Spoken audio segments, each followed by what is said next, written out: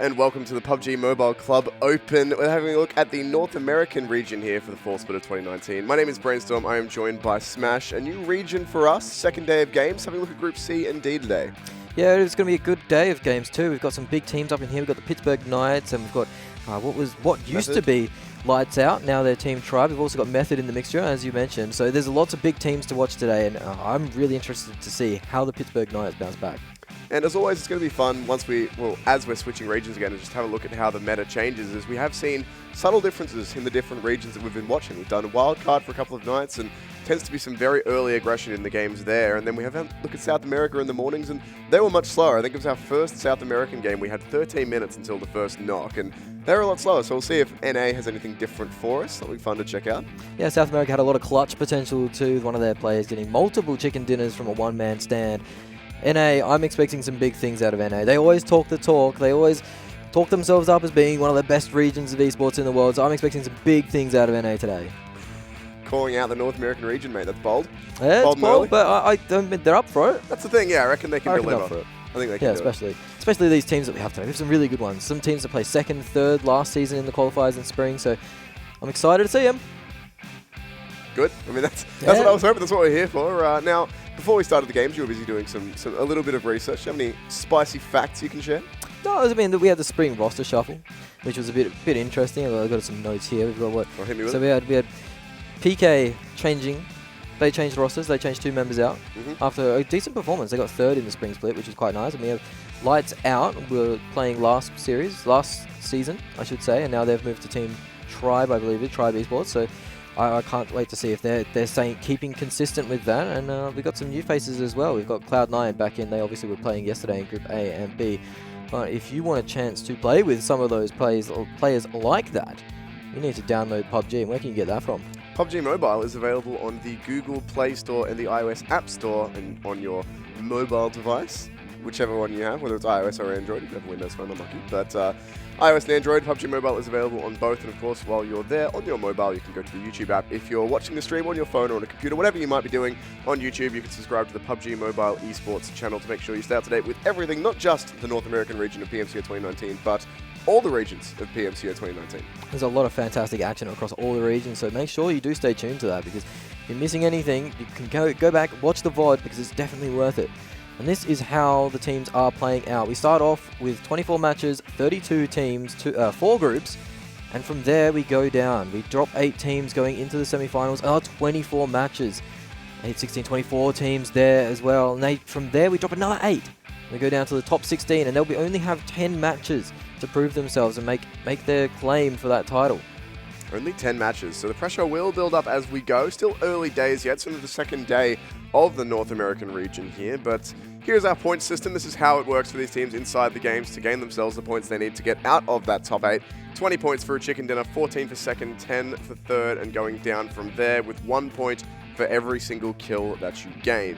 I think the record, I'm not sure about the overall PMCO 2019, but the record for games that we've casted is still sitting with the very first game that we saw, which was 37 point, I believe, 17 kill chicken dinner.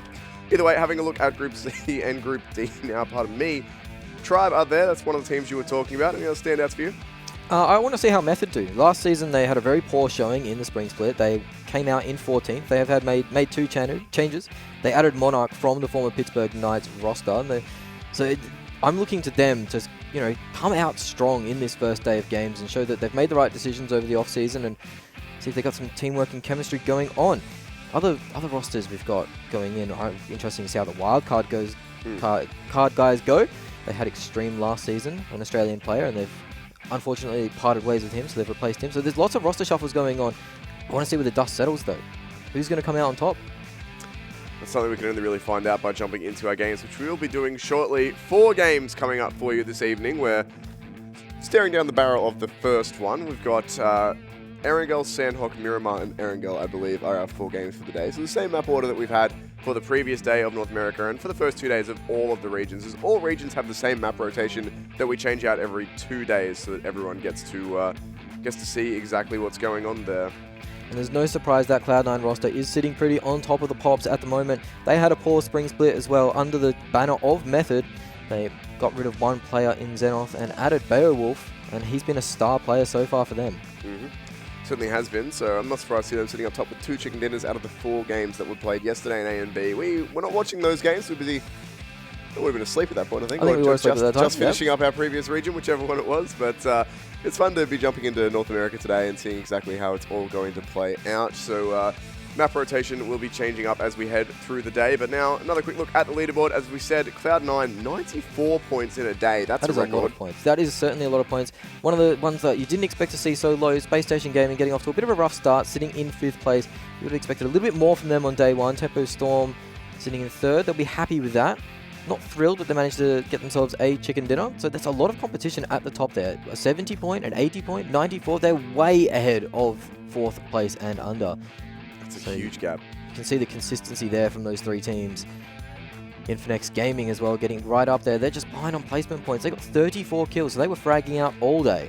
So were Cloud9, 34 frags for both, just much more, or many more placement points for Cloud9. So that's what, if they've got 40 points from 2 chicken dinners, that's 2 firsts, 2/3 then to get the remaining 20. Yeah, it must have been 2. So 1-1-3-3 is very good for Cloud9. Certainly is. As you see, some of the teams that didn't quite make the cut on day 1, they had a bit of a rough day. Still some decent points going up there. No donuts in the kill column.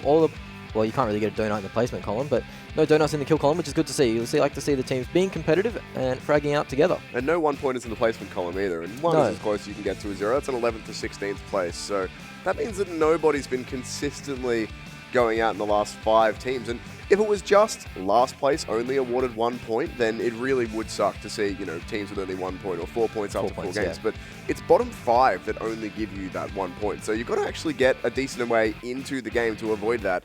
Either way, having a look at our kill leaders, unsurprisingly, it's the teams who are up top.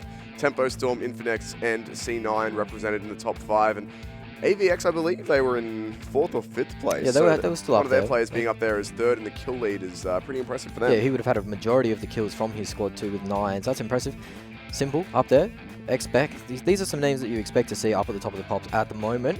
But it could all change today. Maybe there's going to be a top fragger coming our way. Exactly that, because this is the first time that we've seen Groups T and D.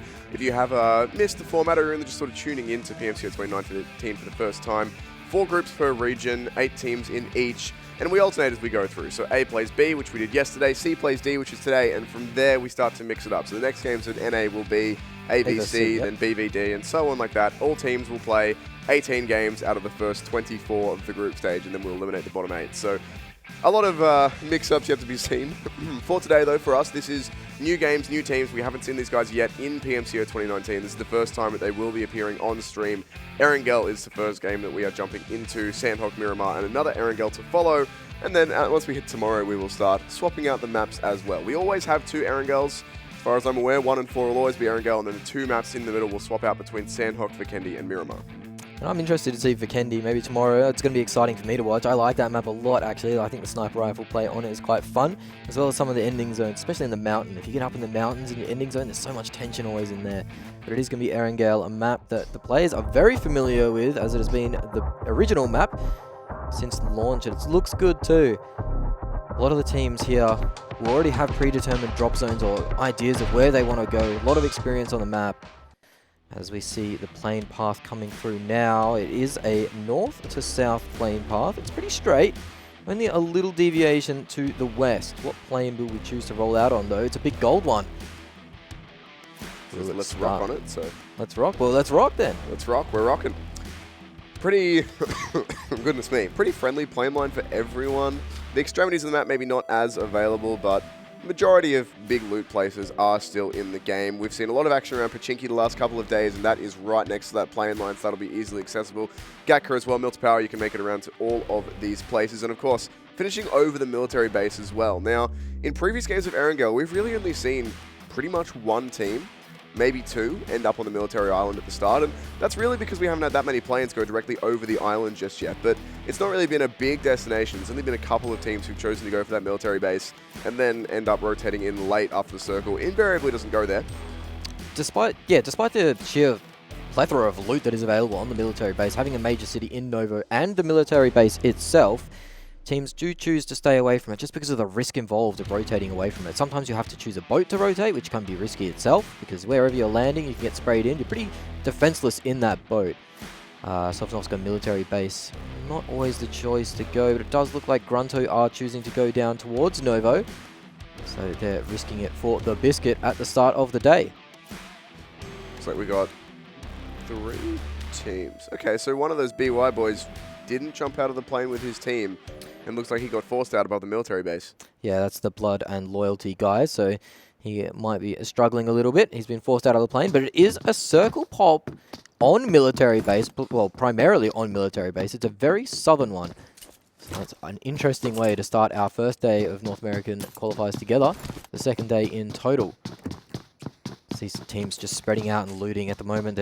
Looks like there's no immediate early action. It's like able to be spotted. There are a lot of teams going around Pochinki, but they are rotating away towards Gatka and towards farm area. Milta also will be in play for these teams. The B2W guys currently occupy the top of the map up around the shooting range. They're going to have a lot of time to loot, a lot of, I suppose, area to loot in, as nobody else is up there, but the circle is very southern. They're going to need to get going. And going in as GRUNTo getting knocked down, actually, by the side. Yeah, this is interesting gameplay here. Unnamed getting a first knock and first kill onto the team of GRUNTo. GRUNTo obviously went for Novo, but Team Unnamed, sorry, they went for it. That's the problem with the side cart.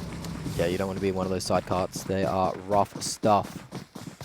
Luckily, no real damage taken from that spill out of the side cart. Pretty happy to get away with that one. So we do have 3 teams on the military island, on Sosnovka, or Sosnova. That is very rare, actually, to see 3 teams down there. So maybe some miscommunication on who's going where, as we see more knocks coming through. Some early game action from out of the North American region. I thought it was going to be very testy in the early days, as we see confirms might be coming out here as the res tries to come in. Only just managed to get that res in time. 2 teams on top of this one little compound here. It's going to be pretty difficult for them. There's a lot of vehicles around. They can get in and out as they choose, but it's all going to depend on how this engagement goes. And GG, or G6 I should say, have found themselves on a flank with a nade going straight in. And a deal. That is the guy who got forced out of the plane and he's drowned, I'm guessing. Yeah, he's fallen by the wayside. But this is that team of Granja getting into the mix early on. Early days, he will be able to get the revive in the smoke. They didn't finish this knock and they might get punished for it. As he does knock another player, but he's pushed around the corner, and that's Granja cleaning up a few kills at the moment. Yeah, HQA, those boys losing several players now. Got one more by the looks of things coming in late, but they've lost multiple players inside or around this compound here, so... So we already see a few teams wounded, walking wounded. So those teams are going to have to play a bit more passive going into the early and the late games.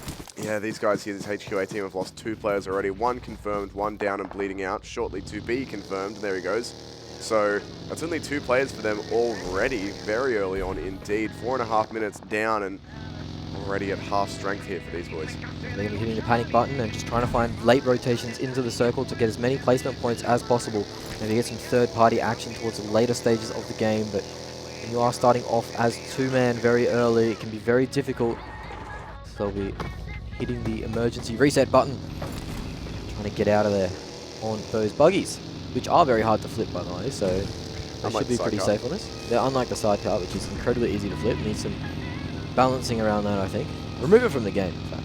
Get it out of here. What we need is more Vespers. We need more Vesper backflips like we had yesterday. We did have the Vesper backflip, as we see Pochinki being pretty open, actually. Only one team has made themselves in Pochinki, and that was a team of, I think it was the Blood and Loyalty. Yeah, Blood and Loyalty. Who are also down a player, unfortunately, for them. Oh, yep, so 3 men off the start. But they did get arguably one of the best loot zones in the map to compensate for themselves, and they got it uncontested as well, which is something that we haven't seen so far in this tournament. We've seen a lot of contesting in Pochinki. Teams don't want to give it up. So these guys should be looted out of their mind going into the mid-game. Despite having 3 players, you can still make it work with 3 players. When it gets down to 2, it gets a bit more tricky, but having 3 up, yeah, it's not ideal, obviously, but still can make it work. More action, and see a spin out in the buggy. They're going for some shots on the passenger seat. That can be very difficult to hit as the driver spins around in circles. They're actually looking like they were going to go for a little chase as they've ejected one man out. I think they've spotted... if it was one vehicle, it looks like they wanted to pursue, but now they know there's multiple, and yeah, they've reconsidered that. So they swap it, and they get into some more vehicles. UAZ picked The up. opposite direction. Now this is easy to roll, these cars. Deceptively easy to roll. They're like, look at it, it's like a big box. You get on the side, you're not flipping it back up, that's for sure. That's where you need like the Halo system. If you just flip the car with 1,000,000 kilometers an hour. Oh yeah. If you flip a Warthog, you just walk up to it and just whap. That was a good time. Anyway, the Wildcard boys rotating on with the 3 buggies. Yep, they'll be safe and sound in those buggies, moving around the map. So all the action we had from the early game has kind of subsided as teams try and rotate south towards the military island. There is a lot of teams now finding themselves here as we move towards the southern coast. PK guys going for a very long water rotation must have found themselves a boat there on the southern side of or the southwestern side of the map as they're rotating around the bottom of the military island. Looks like they're trying to breach the beach on the southern side. There is no team there currently as both the bridges seem unmanned at the moment. There is one team on the western side bridge, but the eastern side bridge seems to be pretty open as 2 teams funnel in towards there. As we see Team Tribe, one of our teams to watch. They are just checking the bridge, making sure they're not getting camped, refueling the vehicle as well. Not something you see every day, but sometimes you need to do a pit stop for a bit of petrol. And that one was a quick one. Must have been a Ferrari pit stop, that. I saw, reminds me a couple of weeks ago, I think it was one of, I can't remember who the team was. There was one team in Formula 1 who broke the record for a pit stop with like sub 2 seconds. Yeah, it was Red Bull, I believe. It was ridiculously fast. Oh! That's one way to exit the bridge. We're fine. Never mind. This could have been a little bit concerning there, just yeeting a car off the side of the bridge, but never mind, we're all good for Team Tribe. Moving on out, getting that rotation happening, and we now have more just knocks. about only one team. TT are the only team now who are not inside the zone. The rest of the lobby have made it inside the circle successfully. So GRUNTo getting a player knocked down, and it looks like it might be finished off. They are finished off by the fist, and that means GRUNTo are down to only 2 players. Again, they're going to be playing late, playing for the circle, playing for those third-party engagements, as taking a 4v2 is quite risky, quite unlikely that you win those. As more shots roll out as teams do try and rotate onto this island and find themselves any sort of real estate. At the moment as the circle starts to close in, there's no teams or not many teams stuck in that blue zone trying to rotate late. Actually none, but it looks like those TT boys have just about made it in. From where they are now though, they will need to find a boat or else they'll have to go all the way over to the eastern bridge. But given that they are right on the edge of the water, it does look like they're trying to find the boat. Meanwhile, Wildcard are getting themselves a knock and a confirm onto HQA. There's another one. This is the HQA guys. They're struggling at the moment. They're feeling the pain as Wildcard heaps it on. It's 2 kills now for them on the side of Wildcard. Now, there's still a small possibility this circle could go back to the mainland. They would have to hard shift north. It'd be a really hard shift. It would have to be incredibly unlucky, as it is circling in on to the military base. So the first game of NA going towards the military base, most likely. We haven't seen that all qualifier so far on our cast, on our broadcast, as we see another knock come through. The action is starting to kick off. At the moment, doesn't seem like there's a whole lot of argy-bargy. That Novo area is quite decked out as we see an engagement on the mainland still. What was it I said at the start? Circle barely ever goes towards the military island? Yeah, it does barely ever go. Proven wrong immediately. It does barely ever go, but it's alright. The Caster Cursed is back in action. Love it. You were doing it all of yesterday, and now you're back at it. No comment on that one from me. Blood and Loyalty boys trying to get themselves a last little bit of loot here as they continue to move. They are stuck, I believe, on the... Yeah, I believe they're stuck just on the northern side of that bridge. They're going to have to cross that bridge still, as they've still got teams watching them move around. Not too sure if they're... Well, they're pretty safe, pretty healthy. There's no team watching the other side of that bridge, so they should be able to get across pretty easily. Looks like we've got a few teams who are going for a waterborne cross as well. Guys from Method letting them cross safely. Safe passage. But Method will have to try and get across themselves at some stage. He's waiting a long time as you see fire going out into the military base itself. There's a car, very low player in that car, in the Tribe squad. Manages to get out. Lucifer, careful son. Just pops the tires, he's stuck there now. It did explode there at the last moment, so unfortunate that he won't have an easy way out, but does have teammates around that might be able to bail him out. He's going to need some smokes to get out of that one, I think. We've got the DMR in his sights. Got 2 players aiming at him. His Method. Now they're going for the rotation over the top of the bridge. Again, It's been uncamped, so we haven't seen these North American teams camp the bridges. You are very vulnerable from behind if you do choose to camp the bridges, because essentially then you're stuck in a position. There are poor options for cover at the ends of each of the bridge. So if one team finds out that you are bridge camping, you can get backstabbed very easily. Also, it doesn't usually end on the bridge circle, so there isn't much point doing it. Maybe you get a free kill or two, but you do put yourself in a very vulnerable position, and last thing you want is to get third-partied by a team crossing the bridge and a team on the hill looking at you. Yeah, maybe if you're a team who lands on the military base to start with out of the plane, and then it's shifting towards a military base circle, maybe that is when it might be worth contesting the bridges, as you are one of the only few teams in the island. You know that most of the servers coming towards you, so yeah, maybe you can camp then. But when it's late game and a lot of the teams have already established themselves in the island, as you said, it is quite risky. We're learning as well, these TT boys, they're almost out of time for when this circle's going to move. It's pretty likely at this point it will be moving south, and they are yet to get onto the island. Yeah, that's Team Totality stuck on there. They're just making their choice late at the moment. Maybe they were looking for some boats, they didn't quite find it, or maybe they did find the boats. Maybe they have them in waiting. As the circle shifts east, southeast. The radio tower hill is still in play. A corner of military base, a corner of Novo, but it's looking like we might head for the hills at the moment, as the boys from Method have found their way across that bridge quite safely and into the zone, in fact. So it's well done from them. Looking pretty safe. I don't know how far into the hills they'll be able to get unscathed, though. Those teams will start converging on that hill location towards the center of the circle. They're going to start rotating towards and past teams, as you see gunfire going in, as one of the cars actually running them over. That's two teammates running each other over. Bit of bumper cars, and he's heading straight towards the Wizard Tower, where there is a team located. Monarch in a lot of trouble here. He's getting stuck in the door. He's going down too. That's B2W, sorry, Born to Win, maybe. Goodness me, that's not a clash that's going well, or a crash that's going well for the Monarchs there. Monarch has players already. Yeah, dropped down a Method in a really awful position as they clashed their cars together. Bit of indecision of where they wanted to go, and Monarch is bleeding out on the floor at the moment. He's going to need his teammate to get the easy trade, or the trade here, but Everfury dropping very low himself as Monarch does bleed out, eventually get finished off, get flushed, get thirsted. Oh, man. This will be another thirst, I believe, for B2W. Yeah, B2W pushed straight out with Everfury there. Seeing him go for the meds doesn't actually get confirmed just yet, but we'll get it done. Need to aim down the sight, a bit more accuracy, but he gets the thirst and he'll move on. That's 2 kills for that B2W squad. As we see more knocks coming in. That is TU going through. That is the unnamed team, the team without a name, getting a knock. See Wildcard sitting on the hill. Alucard looking across. He heard that engagement down there and knows something is up. Maybe you can get an early snipe, but we see some bridge camping now actually coming out from the side of RE. And this is those Team Totality guys who are only just starting to get a move on across this bridge. It is just Tanker at the moment, it looks like, sitting on that bridge watching the cross. He's from the Revenants, a team that did well last split too. I believe they were in top 4, top 5 area.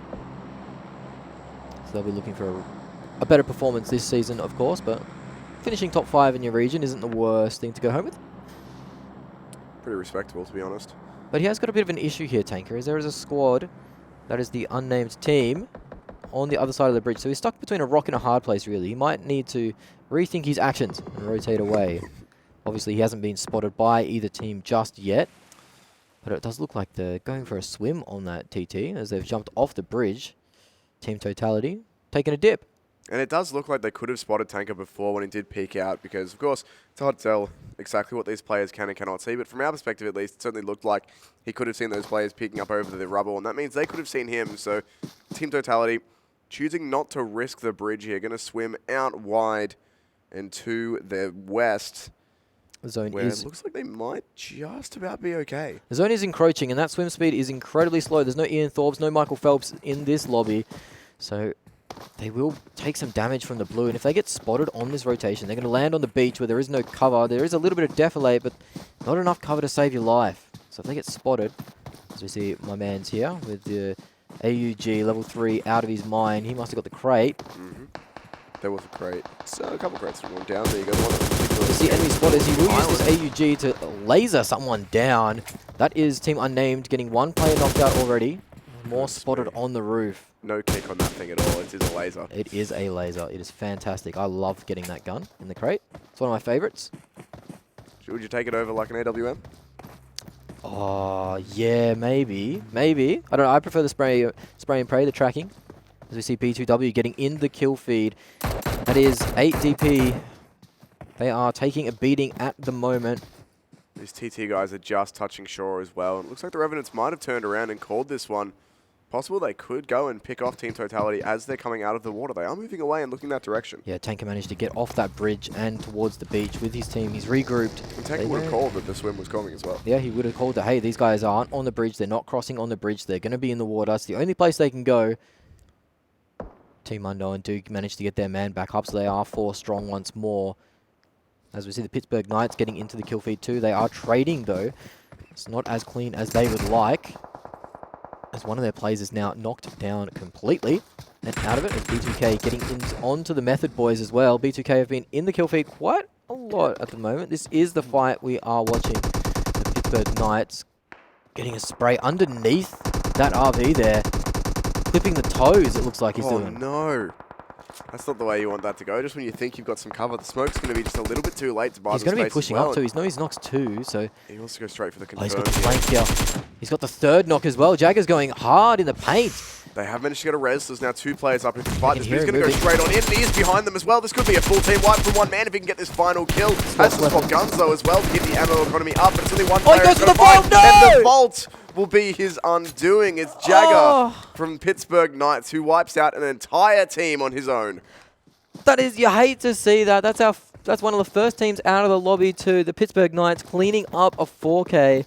But you really do hate to see the vault death, dying in the vault animation. It's one of the most frustrating things in PUBG. Disaster strikes. Really not a fun one at all, but look, that's the way it is sometimes. We've lost 3 teams now as we hit the 18, or just past the 18-minute mark. So we see TT getting more knocks.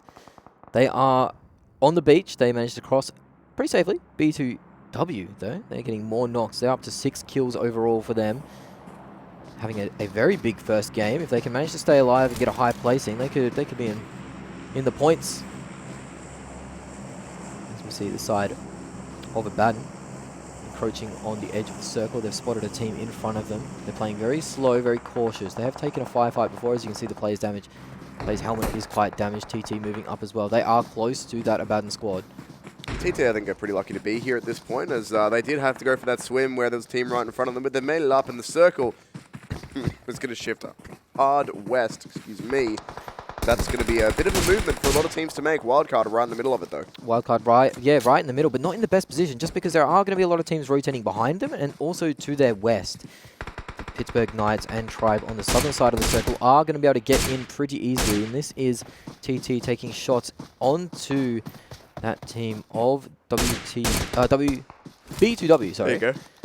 As we see TT getting 1 knock on them from Wildcard, and it's going to be confirmed too. The sniper rifle is pulling out at the moment. This is a very difficult place to get to. You can see there's not a lot of cover, just some skinny trees, and skinny trees don't offer a lot from multiple angles. This is not good news for that TT squad. They are trying their best and trading a few kills back as the Pittsburgh Knights engage onto ABADDON. That is a long shot, actually. It's quite a distance, so ABADDON will be able to get that man back out, but there is only 1 player alive on this B2W squad. They have 6 kills, as I mentioned earlier. Spray's coming in. He needs to get this kill, otherwise he might be all over for their squad. It is the long shot down. Downrange from TT finishes it off, and that is B2W going out in 12th place. It's worth noting as well that the zone is starting to move, and there's still a lot of teams who are only just coming into the circle now. TT, for one, they did hang around and they did get themselves that kill, but they've still got a bit of a way to go. The zone is nipping at their heels. They've got to run a substantial way to make it in here, and not actually a lot of cover inside this zone either. It's all pretty open. This Tribe squad, they know there's a team to their east, and they see the smokes coming out. They have 1 player now spotting it. He's going to need to get a nice spray down here. There's an opportunity for it. This is Team Unknown getting pressured out pretty heavily. Lots of smokes being deployed at this stage of the game. The player has been spotted snaking around in the grass. He might not be long for this world if they get the right angle. GRUNTo Esports, meanwhile, have gone out in 11th place, unfortunately for themselves. Tribe stuck on the top of this hill. They've got some smokes and a car for cover. Going to refresh their smokes now. Try and buy themselves some area to move, but the Pittsburgh Knights coming in below them as well. There's a lot of pressure heading in towards this hilltop, and that zone is almost closed in, which means this circle's going to shift again. And given that we have two clusters of teams, really we've got a big southern cluster and a northern cluster. No matter where this circle goes, it's going to cause a big rotation for some of the teams. Yeah, we see that fight going out between 8 DP Gold and TT. There's Team Totality taking a beating at the moment. ABADDON now getting some knocks onto Wildcard. Team Unknown onto V2. There's a lot of knocks going around all around the map. V2 are taking a beating, and the circle goes central again. Tribe are in a decent position, same with Pittsburgh Knights. They have rotation options in. That Team Unknown is stuck a little bit by the ditch. Blood and Loyalty, one of the teams who unfortunately had a player knocked out very early. They are still in a decent position. There is a lot of northern action, as we can see now. We are on board with it, the Wildcard squad, as they are trying to flush out these teams nearby so they can rotate in quite safely. Revenants have just picked off one of those Blood and Loyalty players as well. They're knocking him down, and it's going to be most likely a couple of awkward engagements here, given how close a lot of these teams will end up having to be. That majority, goodness, the majority of these teams are coming into the bottom half of this circle, the southern side. Yeah, Revenants are going to have a lot of kills in front of them, and you can see them cleaning them all up. That is V2, done and dusted, I believe. They are struggling at the moment, and next on the radar is Blood and Loyalty. They're straight in front of them, essentially, and they're going to be able to get some shots straight in to their V2, getting one knockback onto the Revenant players. There is only one alive on the side of V2. A couple of teams only one up now. Revenants do have one player as well. They can get one more res, but only one for now. Same with 8 DP Gold. 3 players alive for a couple of teams. There's still a few with 4 up, so we're not yet whittling through the players. I don't know what I'm going for there. We're not yet getting rid of too many players. No, Team Unnamed are in a decent position, same as Wildcard. Wildcard coming in from the north. They still have control of the zone. I thought they were going to get pincered a little bit more, but most of the teams behind them, or coming in from behind them, are teams that have been weakened. Pittsburgh Knights get us a knock onto ABADDON. As ABADDON tried to rotate north, they are going to be met by Wildcard. That is one of the ABADDON players knocked out completely, as they're only down to their last 2. Revenants also down to 1, as they did lose one of the players over there. Just saw another team go out. That was V2. Last player finally getting cleaned up from them as this man goes to the crate. Is there going to be anything in it? Just snipe the crate. I thought Wildcard. It would be very handy. That player only had a level 1 helmet and was damaged quite heavily, as a Wildcard now getting aggressed by ABADDON. Pittsburgh Knights onto the side of Tribe. That's 2 knocks early. They're going to be pushing in. There's only 1 man up from that Tribe Gaming squad. Maybe there's nothing in that crate. It's possible that one's already been... It could have been looted. Taken, yeah. There is another one dropping in the bottom half of the circle now, as more knocks continue to come in here. The Pittsburgh Knights... That's Tribe gone. Pittsburgh Knights have wiped them straight out. That's Jagger getting more kills. Jagger, he's been probably the top fragger of this game, I'd say. He's been on fire. We've got 5 kills on Raven, though, so he's been no mug. The Unnamed still with 4 players up as well. This engagement with the Pittsburgh Knights is going to be very important for them. If they can claim this, or even if they can just get a couple of kills, they will take down the only team with a similar amount of players to them. But for the Unnamed, this could rapidly turn against them if they cannot keep control of things here. They've just had 1 player knocked and confirmed as well, so much for them having 4 players up. They're now 3, same with Unnamed. Pittsburgh Knights going to be throwing some grenades over onto those boys, and both players have just had 1 knocked, or both teams I should say. So all of a sudden, if these revives are not obtained, then we could... a cheeky threading line. The needle there. Exactly that. Then all of a sudden it's turned around. Our teams with 4 and 3 players now have 3 and 1. 2 players down for the Unnamed. Maybe Bucky can get some reses happening, but looks like his mate Raven's going to bleed out down the bottom of that hill before he can get to him, so it may just be 1 player they're able to recover. So it is the Pittsburgh Knights in the driver's seat in this situation. Team Unknown getting aggressed on by that Blood and Loyalty squad. Blood and Loyalty with 2 men up. Team Unnamed, they only have 1 player still alive as the knocks get confirmed. They still have that 1 man up now. Wildcard with 1 player and 1 player down. They won't be able to resurrect that player, I don't believe. Pittsburgh Knights making a mad dash for the center of the circle. They know there's only probably solos there, if anyone, and is their top fragger, Jagger, who is getting more and more confirmed kills. He's indeed doing very well in that. The circle shifts and it moves get knocked, more though. central. Wildcard have found him. Oh, goodness, and that should be a confirm as well into Vigilante. Not quite, but with a lot of damage taken by here. In the meantime, Wildcard's still getting involved with only 1 player remaining. Solo's doing a decent amount of damage here. Vigilante with a big spray onto that last player. Jagger might get confirmed. He's dropped very low. He was taking a few shots from inside the smoke. said, he player did just running hit a 10 kill streak, so he's done his part. 10 kill streak. Apparently so. On Jagger. That equals the top fragger of the tournament so far for the NA region. He does manage to go down though, so no more shenanigans for him as the Pittsburgh Knights find themselves center of the circle.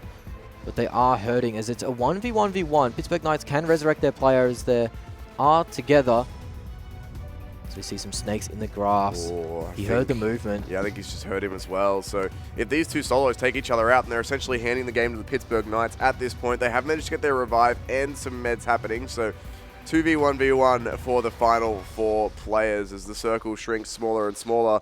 It's going to shift again here in just a second. We'll see where it ends up, but I feel like it's going to favor the Pittsburgh Knights no matter what, and as if things could get any better for them, it shifts onto both Pittsburgh Knights players and leaves the 2 solos outside of things. So Raven and Fantasy both will be forced to move in a second, and either way, it's Raven who cleans up the last Blood and Loyalty player. So a 2v1 for him now up against these Pittsburgh Knights. It's doable, but he's outside of the zone. He only has his bush for cover. And he's got no helmet on. His helmet's been shot off. His vest is a little bit damaged. He's got no meds as well to heal up, so he's in struggle street. These Pittsburgh Knights players have spread out too, and now they've found him through the bush. An anticlimactic end to that game, but well done to the Pittsburgh Knights. They made 2 roster changes in the off-season, but Jagger the Fragger at the top there with 6 he'd finished off with. That is a fantastic effort for him, including the 1v4. Well, not the 1v4, but he got a whole squad wipe by himself. Solo squad wipe, exactly that. Yeah, not quite a 1v4, but may as well have been an 11-kill chicken dinner for the Pittsburgh Knights as well. So we see Raven getting 6 kills as well. So it's a really high fragging players in this first game of the day on this North American Group C, Group D getting played out. A good way to start. A military-based circle, lots of frags, lots of highlight plays. What more could you ask for? Oh, not too much really. You know, maybe a scooter backflip or one of those. We'll have to wait for Sanhok to see if scooter backflip. See if we can get one of the players to do it. This was that method compound crash that just went so poor so quick, and this was the one or the 4-man knock. He managed to get some squad wipe. As soon as he knew that he got those clips like on the feet of those players knocking them out, and here it is. Oh, this was such an unfortunate situation when you're trying to move and you vault over the top and down you go. When you are vaulting, you're incredibly vulnerable. There's nothing you can do. So you see some epic spray downs from long range. That was some good stuff there from the boys. Very nice game, and the quality of these NA's games are pretty high. The Pittsburgh Knights, they rotated well. There wasn't any big mistakes at all that game. It seemed pretty clean from the sides of Pittsburgh Knights. We see Tribe finishing up high as well, Team Unknown. So we see some familiar faces at the top of the leaderboard already. It did indeed, and I mean, it was a bit touch and go for the Pittsburgh Knights towards the end there. It was them and the Unnamed who both had a couple of players up in the last few things, but they managed to get rid of the Unnamed there, and from there it was a pretty easy path to the chicken dinner for them. 11 kills, 20 placement points for 31 total. 12 kills for Wildcard, so while they did only come in 4th place, I believe, for the points there for 8 points, 12 kills puts them in 3rd overall, sticking ahead of Blood and Loyalty. The Unnamed as well, 2nd place, 7 kills, not bad from them.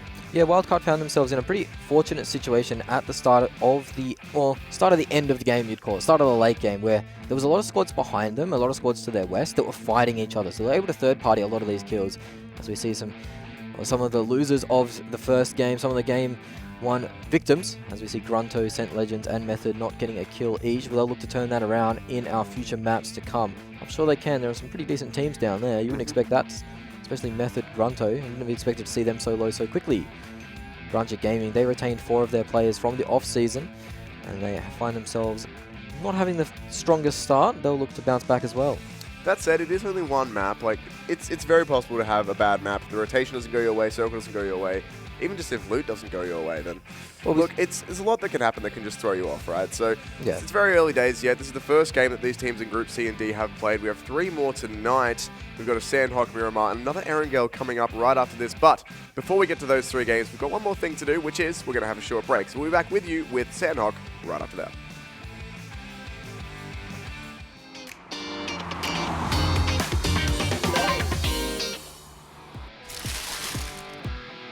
Providing a lot of suppressing fire. He gets onto the bike and beats. That was a big mistake. Shouldn't have got onto the bike because he will be shot from by Simple. I think he was kind of just gunning or thinking that because he got on the bike, he might not commit to the fight. very smart for him. He should be able to escape, but no, the cars might be exploding here as Clue tries to run the heck out of there, but Salty Beast is running through the car and will explode. And Clue is out of there. Couple of players left. It's actually Nagasaki. Yeah, Nagasaki is there. It's a hide and seek game right now. Like everybody, like, where is that guy? Like he's like, I'm chilling. Like everything's good. Like, yeah, it's all good in the hood as Euphoria is all alone. Nagasaki is their player, but he has been found. They're not finding him. No, they don't know where he's at. Okay, they found finally. him. Finally, they found him. So it will be IF.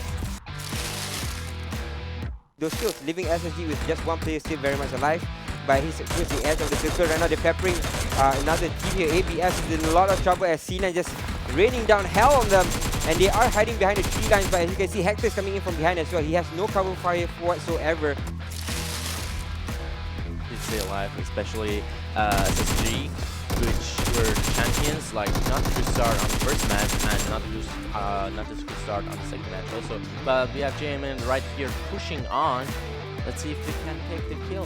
Carnage hiding inside the house or hiding inside the toilets here. He will be taken down and will be knocked on his feet.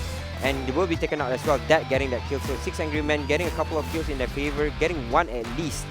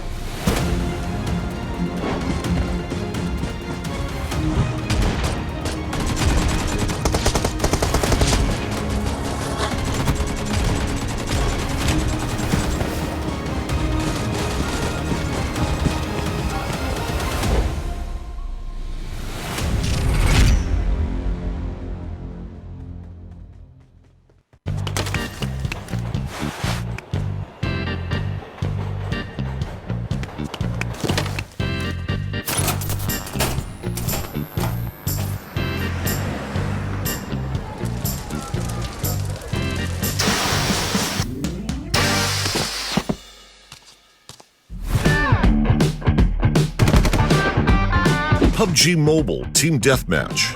Anytime, anywhere. There is a better choice.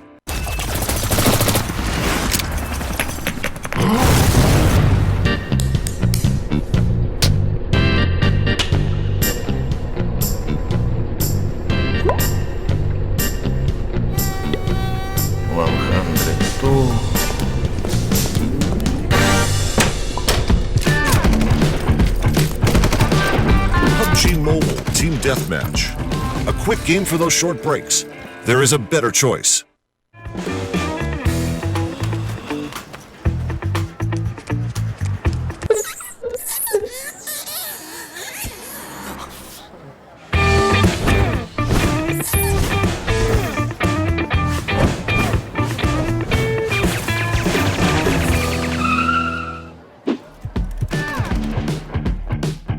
PUBG Mobile Team Deathmatch. Endless respawn, endless fun. There is a better choice.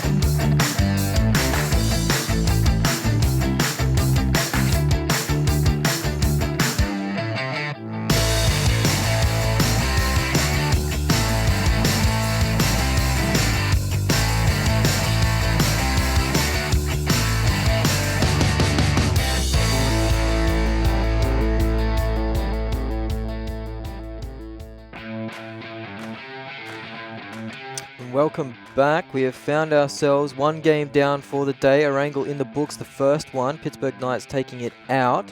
If you missed that game, you need to subscribe yourself to the PUBG mobile YouTube channel. Esports YouTube channel. And if you find yourself without the game installed on your phone, then you're a bit silly. You need to head to the App Store or Google Play and download it right away. Yeah, pretty much. Get on that. If you're not if you're not subscribed to the YouTube channel or you're not playing PUBG Mobile, then look, we appreciate you dropping by, but get on that. Get on it. Get involved. Not right now. Watch the games, but subscribe to the YouTube channel while you're here. Either way, it is indeed, as you say, one map down. We head into Sanhok and Miramar after this, and then another Erangel to finish. Yeah, so it is going to be another Erangel eventually, but Sanhok up next, and we've seen some fun stuff happen on Sanhok. Obviously, yesterday we had a cool backflip on the scooter, which was probably the highlight of the day for me. It was excellent, excellent work. We had so many high kill games, 1v4s, 1v3s, but we're just like scooter backflip. Well, I mean, the scooter backflip was intense, alright, because he was getting shot at, he was under fire, under pressure, running away from the enemies, and he decided, you know what, it's time for a bit of a backflip. The most elite dodge of all time. Yeah, it was a very good dodging maneuver. He did a barrel roll, essentially. But Pittsburgh Knights, game one, cleaned it up in the military base island. Any thoughts about it? Jagger fragging out, Raven fragging out. They both had 6 kills for that game, I believe, so already starting to work their way up to the top fraggers for NA. Can anyone catch C9, though, for points? I mean, C9 we worked out would have had 2 firsts, 2 thirds. So correct. Yeah. That's a really big lead to catch up. And they also got 24 frags across their 4 games as well, I think it was. I think it was 34 or 24? 34? I think it might have been 34, but that is a lot of work to do. Yeah, 60 placement points and 34 frags. So there's a lot to do. It's possible, I guess, for any of these teams to catch C9, but that's a really, really high standard to live up to. It certainly is, and if it's going to be anyone, it would have to be this Pittsburgh Knights roster. They had a fantastic game 1. Team Unknown had a decent game 2. Going into Sanhok, though, it's a different kettle of fish. It's a smaller map. Rotations are harder. There's not as much use of vehicles, so Method will be happy with that. They played a bit of bump cars in the first game and ended up losing out to that, but I'm excited to see Sanhok. Lots of action, different weapons as well onto Sanhok, different environment, lots of hills, lots of tree terrain. Those compounds, not as important. It's very difficult. If you get stuck in one of those compounds and you have to rotate out of it, you're pretty much, walking dead at that point. And we've seen a bit of that on Sanhok over the last couple of days, where teams have taken a compound that's very central in the circle and thought, yeah, we're comfortable, we can sit here and ride out the storm, as it were, and then the circle shifts halfway away from them, and they've got to try and dig themselves out of this very entrenched position that they've found. So have to see if that is indeed going to be a problem, but having a quick fly-through of Sanhok here, 4x4 kilometers, it's a quarter of the size of Erangel, the map we were just on, unique weapon being the QBU. That is that DMR. It's very fast firing rate. It's kind of like the Mini, except I think it's a little bit more chunkier than the Mini, a little more powerful. As we see a fly through, the plane is going straight from west to east. It will cover most of the map, in fact. There's nothing out of bounds here, or out of, reach. Not everything's in bounds, of course. As we do have the big golden plane back on it. Let's rock. Seems to be a theme for the North American region. I respect it. Looks like we've had a lot of teams getting out very early as well. Looks like 8, 9 teams out of the plane already. It does look like a lot of teams are spewing out of this plane already. Camp Bravo might be a place for nice loot if you are later on in the plane. Boot camp might be packed. A lot of teams moving towards there, but we saw Pachinki, which is kind of like the boot camp of Erangel, be pretty open. So who knows what could come about there as the first teams do start to land in the boot camp. Lots of teams spread across all over this map. There's a lot on the eastern side, though. We only had a couple of teams who jumped out really early and went early, and that is a very northwestern circle. That's already looking like it's going to be a northwestern island finish for BeatsW and the Unnamed. They're already up on that island, and given how much water is in that circle, that's probably where we'll end up. I'd assume so, and that is scary stuff. We've already had the military circle, and now we get the equivalent on Sanhok of that northwestern island circle. A lot of teams, as you said, they dropped out on the eastern side of that plane. So they're finding themselves with massive rotations to do. Sanhok isn't a map that you want to be using cars on, as the zone already starts to encroach. Sanhok's zones are very, very fast. Have a look at G6 as well, in the very, very southeastern corner of the map down in Docks. They're about as far as it's possible to be from this zone. Yeah, they're going to have to find themselves some boats, I believe, because if they're trying to rotate by a car from that distance in, there is a very high chance that someone along the way will find them and take them out. As we see, the boot camp action is a bit of a stalemate. Both these teams will be aware that there are other teams in the vicinity. Probably only know that there is one, as we see some window peeking go through there from the side of Blood and Loyalty. They have been spotted as the gunfire does roll out. A grenade tries for something a bit lucky. You have to cook this to perfection. He actually sees a guy run out. Not going to be out of time to get the spray. The timing just failing him there on the GRUNTo players. They did go out early last game, so they're going to be looking for a more solid result this game. They'll definitely want to win this fight. But one of their GRUNTo players has been caught out in the open by one of the Blood and Loyalty boys, and he'll be finished off straight away. GRUNTo already off to a shocker. Not a good start for them. Will be first blood for the Blood and Loyalty guys. First blood and loyalty. I don't know. Not First Blood and Loyalty? Not great. It wasn't your finest work. Well, no, it's not my finest hour, but you know, look, we've got a lot of time to work on these things, and there will be better gear eventually. Is GRUNTo trying to repay the damage that's been done to them, see if they can pick off the player who was down in the teammate. Fantasy off on the other side of the ditch. It was Fantasy that picked up that kill too, so it would be revenge. As Jagger, our top frag from last game, gets knocked early from Pittsburgh Knights. They'll want to keep him up. They are in a position to resurrect him, I believe. I don't think he's going to be left alone, as there are no teams really around him. But wow, what a start. We've already had some action in the boot camp. Pittsburgh Knights already getting into the action too. Our game 1 winners. As nade rolls out from the side of Blood and Loyalty. It didn't quite connect as well as he'd hoped. Did do a little bit of damage, but that is one nade used. And those nades are very valuable on Sanhok. Circle's already, or the zone I should say, is starting to roll in, and be pretty, well, I mean, it's not moving yet, but once it does, it's going to be a pretty difficult rotate for a lot of these teams. G6, those boys down in the very southwest are still yet, or southeast even, are still yet to move. Well, the problem is that there's still about 30% of this zone in the water. So much of it is unplayable, so we could see some early, some early gunfire here, because there's just no room for these teams. There's no real estate for all these teams. The other thing that's interesting is looking at that Northwestern Island, BTW and the Unnamed are potentially about to run into each other. They're the only two teams on this island. They could have effectively almost called a truce and just stayed on the side of the island, but they might be getting into a gunfight here in just a second, and that's giving the HQA guys time to cross that western bridge as well. So will be a third team setting up shop on this island. A lot of other teams now starting to move west, encroaching around that river as Blood and Loyalty are continuing their clash with GRUNTo here. Yeah, not finding anything just yet, though, at the boot camp. These two teams are in the zone for now, so they don't have any pressure to move. They're kind of just trying to get some picks, trying to get one more knock on the side of GRUNTo, and I think Blood and Loyalty will go in for the kill. As you see their players taking a lot of space. They are spread out, fanned across this boot camp. They're covering all these angles of retreat. GRUNTo are pretty much penned in at the moment. They can retreat towards the east, but that's not where they want to be going. That's away towards the zone. More Blood and Loyalty players take the shot. GRUNTo player does go down and finish too. He's thirsted him. And that means 2 players alive for GRUNTo now. And they've spotted at least one of them. You can see the shadow down there of OJ peeking in and out. He's actually across the building. Won't quite catch him. And not sure if they know about Hellcat just yet, but they still know there's 2 players in GRUNTo. And look there at is a Chibi flank as well. going. Exactly, going for the flank.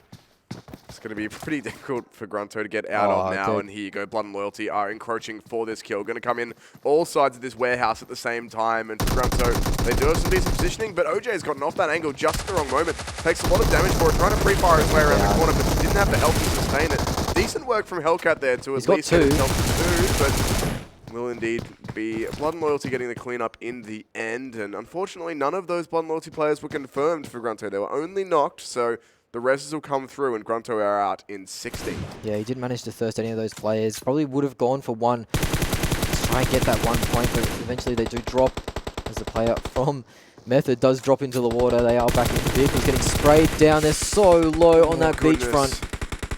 Oh, Method is one not does drop down again. Well. Yeah, they're getting Revenants might try and push here. They know that those players are low. One's knocked down. If there's any grenades coming through, this player's just picked up a level 3 helmet. He's got a level 3 backpack and vest. Tanker. He is the tank at the moment. It's the last of the Meth players tries to get into the water. There's only 2 alive on that squad now, so their day has gone from bad to worse as they were knocked out last place last game.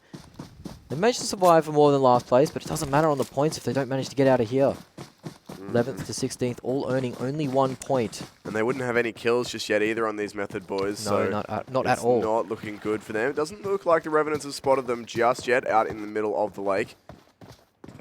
No, and again, these Revenants players, they are bloodthirsty players. They got a few kills last game. Decent position too. They got top 6, top 8 area. So they had an on-par game, I'd say, for the start of the tournament, as the Pittsburgh Knights have rotated on the north and they found themselves a loot crate. So we'll see later what they've actually picked up from that. Level 3s will be handy though. So we see more action on this beautiful map of Sanhok. It is quite a picturesque map. Apart from, you know, the 60 people trying to kill each other. No, we Other than ignore that, that. it's lovely. We pretend that's not there for the moment. If we're taking tourist pictures and stuff like that, nice photos, but we pretend that they're not there at the moment. Easy, not a problem.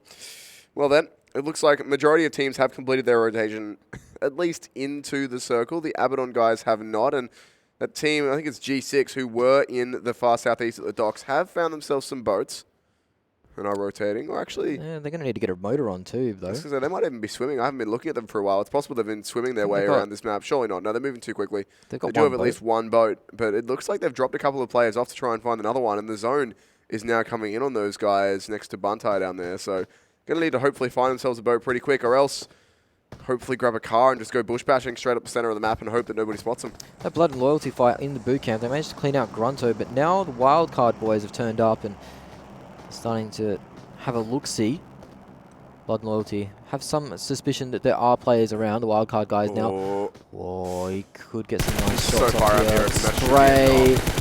He does end up getting knocked. Will he be able to thirst him? He might be able to get behind that. Yeah, behind line of sight, behind the cover. he's actually not sure where this is coming from. When he keeps going, he's exposing himself again. He's not sure exactly where these bullets are from, and One he's going to be shot. knocked now. Yeah, Yeah, that's it.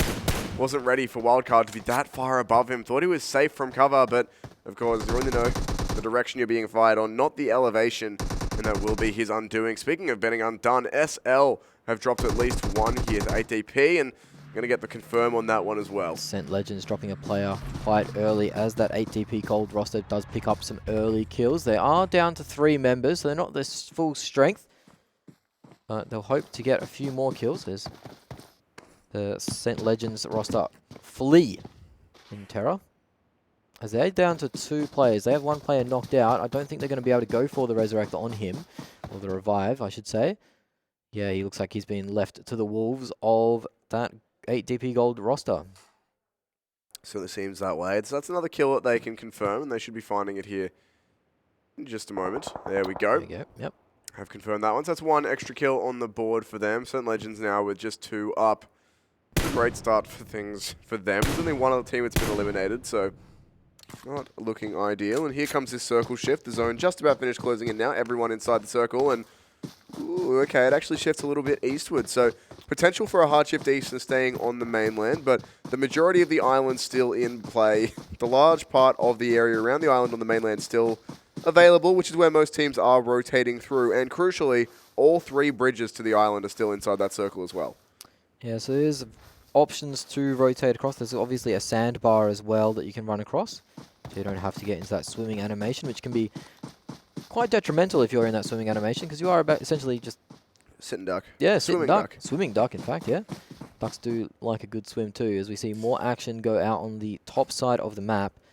This is a lot of teams rotating from the same area. The G6 guys have managed to find a second boat and get them way in. Tribe made their way across too. There's HQA in the mixture, as well as Team Totality. So these 3 teams, Tribe, HQA, and Team Totality, all on top of each other, and something's got to give. We see it. The HQA guys pushing up into this compound, occupied by Team Totality. They don't know someone's there. This could be rough. Knock for before you HQA. enter, mate. Don't be rude. No, he's not going to choose He's that. been rude, but there's a player right inside Oh, here, the prone. player You can see him knows, through yeah. the wall there. He'll hear all of these footsteps. He's waiting for someone to walk in through the door and should be Gunfight. able to get this one. Does Only manage. just able to get it, though. Takes a lot of damage. And Gets the thirst, and another player down, and That's me. will be thirsted too. So this is a lot of Totality. ending here. Team Totality have managed to defend their compound barely, as one of their players do get knocked. Not finished. There are more snakes in the grass. Team Totality knows something is up as Snake does try and fire back, throws a nade out. And there he is though, it's going to be an easy knock and confirm as well. Nothing his teammates can do, so this may well be a full team wipe here for Team Totality. Just one player remaining they have to find, who is approaching here. Really salty coming up from the other side. Hidden behind a rock though, he's lost 3 of his teammates. Well, 2 so far, 1 knocked, and he knows that Cross is inevitably going to be beyond saving. Once Team Totality decide they are safe enough to get that kill, they will indeed do so. There it is.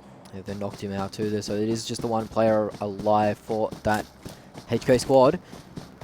Unfortunate, they tried to breach a compound, they didn't know the information, they didn't do the scouting. Well, even then, I don't know how much scouting would have helped because they were all prone in building. Yeah, inside. The only way you were going to find them was running in and just getting a lucky fight. That is a really creepy mannequin. Yeah, just running in and hoping you could win the fight, so it wasn't looking too good for them. The G6 boys, having come from the very bottom right-hand corner of the map, have actually found themselves a decent bit of space now entering the island from the western coast. No one's actually over there, so their situation has improved drastically. They've got a bit of room to maneuver. The boot camp still occupied by Blood and Loyalty. Wildcard still with a position above it as well. Yeah, they're banking on that chest drop into boot camp, that crate. Will deliver some much-needed level 3s and maybe some upgraded weaponry too. Groza wouldn't go astray here. That thing shreds vehicles, but it is Sanhok. Not many vehicle rotations to be had. Yeah, it'll also shred players though. So yeah, it does the work. Does the work. It does the job versus the players as well. Got a couple of teams going for the cross now. Method look like, I mean, they've been hanging out in this middle island for a while. If they got chased over there, they look like they want to cross over the island at some point soon, maybe. And the Revenants next to them are heading over towards that bridge as well. Let's go on the bridge fight here. This is Pittsburgh Knights versus Team Unknown. Pittsburgh Knights found at 7, found on a cliff, and he's in a really rough position because if he drops down,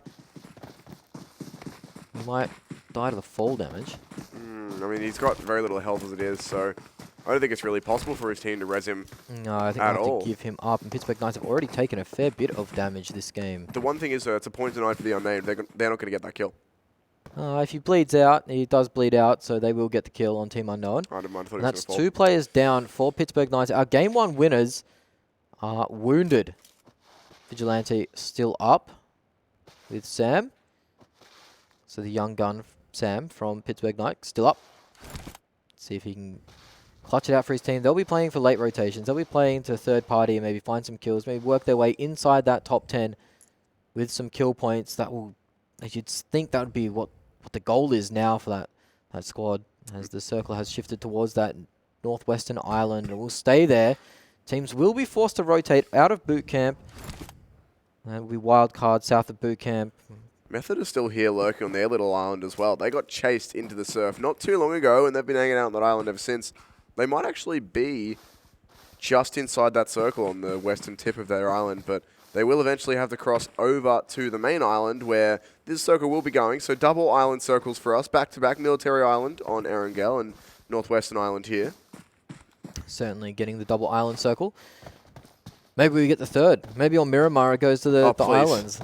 We almost had an Eastern Island circle yesterday. It was close and then abruptly shifted back onto the mainland for us, but we'll see. Either way, we have to get through the rest of Sanhok first, and Blood and Loyalty might actually catch out or be caught out by Method here if they decide to swim across right next to their island. Straight into them. This gunfire breaks out. It is Team Unknown, I believe. Oh, no, it is Team Unknown taking some kills off B2. Okay. Some more gunfire breaks out on this hillside. There's 3 players knocked down already, and it could be the end of the squad. 1 more kill. 1 man alive. He's playing to defilate well, though, as 3 players are knocked out from Team Unknown as well. He will play safe and go for the res as B2W. 1 player alive. He's going to try and reset and go for some reses too, but he's in the unfortunate position of being on the low ground, as we see the Method and Blood and Loyalty taking the fight to each other. There is one Method man remaining, and they don't want to be going out in 15th place because they had a shocker of a game 1 as well. They are getting Method players getting traded, but that's it. They're gone in 15th place. So Method and GRUNTo both going out early again. That's rough for those 2 teams. Early days yet in the overall group stage here, but not the start they would have been looking for, certainly. Certainly not. Method, a team who had themselves a decent time last split as well, so wouldn't want to see them going out this hard, I suppose, so early, but a lot of games yet to be played. 16 remaining just in the group stage for each team, 22 overall. Res has come through for BTW. So He's managed to pick up all of his team, yeah, actually. from a situation where they had one player left and he had almost no health, they managed to get all 3 revives happening. So a bit of a reprieve for them, but the Unnamed are still right on top of them and pushing. So basically, both of these squads just backed off and reset, but there's no resetting now. The spray comes in. He's going to try and thirst his kill too. He doesn't get it. The player manages to get into cover just in time. So both of these squads had 1 man remaining. They called a bit of a truce, and reset to 4 players. As Snake in the grass. He's not going to be able to find anything. He will get thirsted as well. They're using the movement as a unit, Team Unknown. They knew they got 1 knock. Now they're going in for the kill. The player did get resurrected, so it is 3 players up on the side of B2W. But how much longer can they survive as the Team Unknown guys are on top, and they saw a shadow just flash around the corner there, so he knows the player's down there. He sees another flash too. They're on the hunt here, the Unnamed, Unknown, whichever one they are.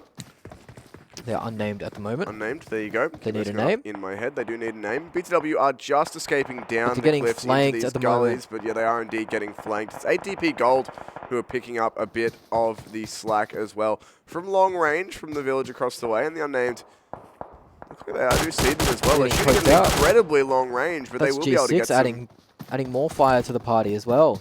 They're getting some damage on at that long range, and BTW now stuck between a large rock and a pretty hard place as well, with teams on both sides. It's not looking too bright for them at the minute, as the Unnamed do back off for a bit now that they know there's pressure coming from other angles, and Revenants are down below them here as well.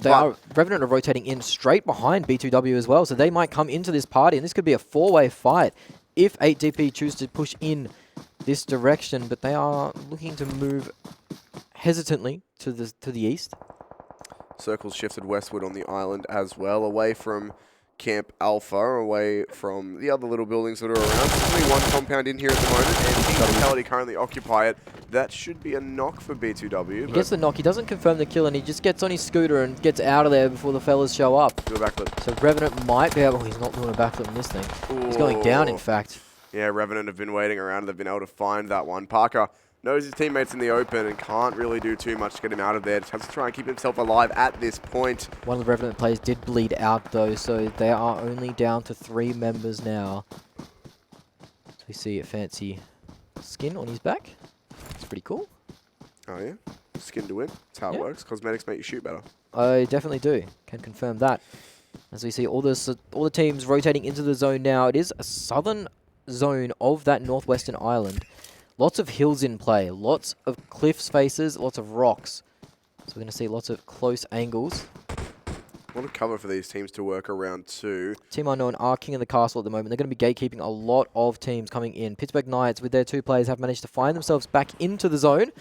So maybe they can find a few frags on the outer. Parker, the last remaining player of B2W, is potentially in a bit of trouble here. He's got the Unnamed above him. Revenant's below. That's a big grenade, but not quite going to land where they wanted it to, unless it was the smoke. Didn't quite see. That's the Pittsburgh Knights. Also should be able to confirm. No, he hasn't actually seen the B2W player behind him. No, he hasn't. This could come back to bite him, as well as the B2W player has not given his position up at all. But this is a big fight at the top of the mountain. Pittsburgh Knights getting in the mix with 8 DP. 1 man falls off a cliff. That's not good. Team Unknown are there as well, sitting at the top, waiting for the challenges. But they are getting peppered by Pittsburgh Knight and Revenant at the same time. This is going to be a massive fight breaking out, but at the moment they managed to get the res in the mix of all the action. A grenade coming through. This could be very big. As long as he throws it now while the res is going. He does get 1 knock with that. He doesn't finish the other guy. He does get another knock with that nade. So kill feed being a bit laggy there. Yeah. And this is going to be one of those... That B2W player did get a knock from the back end there, so he has shown his position. He might choose to go down to the blue to deny the point. And he did get a kill on that other Revenant player there as well, managed to knock him through the smoke. No, he's actually out healing the blue, so hasn't given it up just yet. Team Unnamed this is the last Revenant player now too. Team Unnamed up top are getting a lot of pressure coming towards them. As 8 DP, another player falls off a cliff. That's 2 from them. Need to keep your feet, fellas, especially in this terrain. Pittsburgh Knights now getting as many kills as they can. They're putting the hurt onto that 8 DP team. Wildcard on the southern side of the circle getting some pressure as well. That is BY taking some damage. There's lots of fights going on around this map. G6 getting involved too towards the side. I believe they can't even find where they are on this map at the moment. There's so many teams on top of each other. They've actually gone out G6. They've eliminated themselves into 14th position. So we're eliminating the teams now. There are a lot of solo players left. Revenant B2W, they're all solos. The B2W player does go down. That's another team gone. V2 getting knocked by BY. Team Unknown on top of the kill, still taking the fight to the Pittsburgh Knights. And still a lot of players outside the circle as the Unnamed go over the edge and get some spray downs coming through. Some Legends find themselves a confirm as well. Blood and Loyalty, things looking rough for them as we have now lost a couple of teams. The Unnamed Raven here wants to get this res, but no, the zone's coming too quickly. As you say, he will have to leave him. Just going to do some lightning quick looting and then get on his way. The zone at this point is doing a lot of damage, so you've got to get out of it.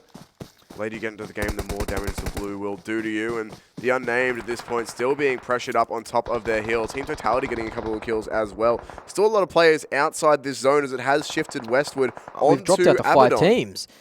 Tribe now taking out 8 DP there. GRUNTo now. HQA managed to survive their 2 players from earlier.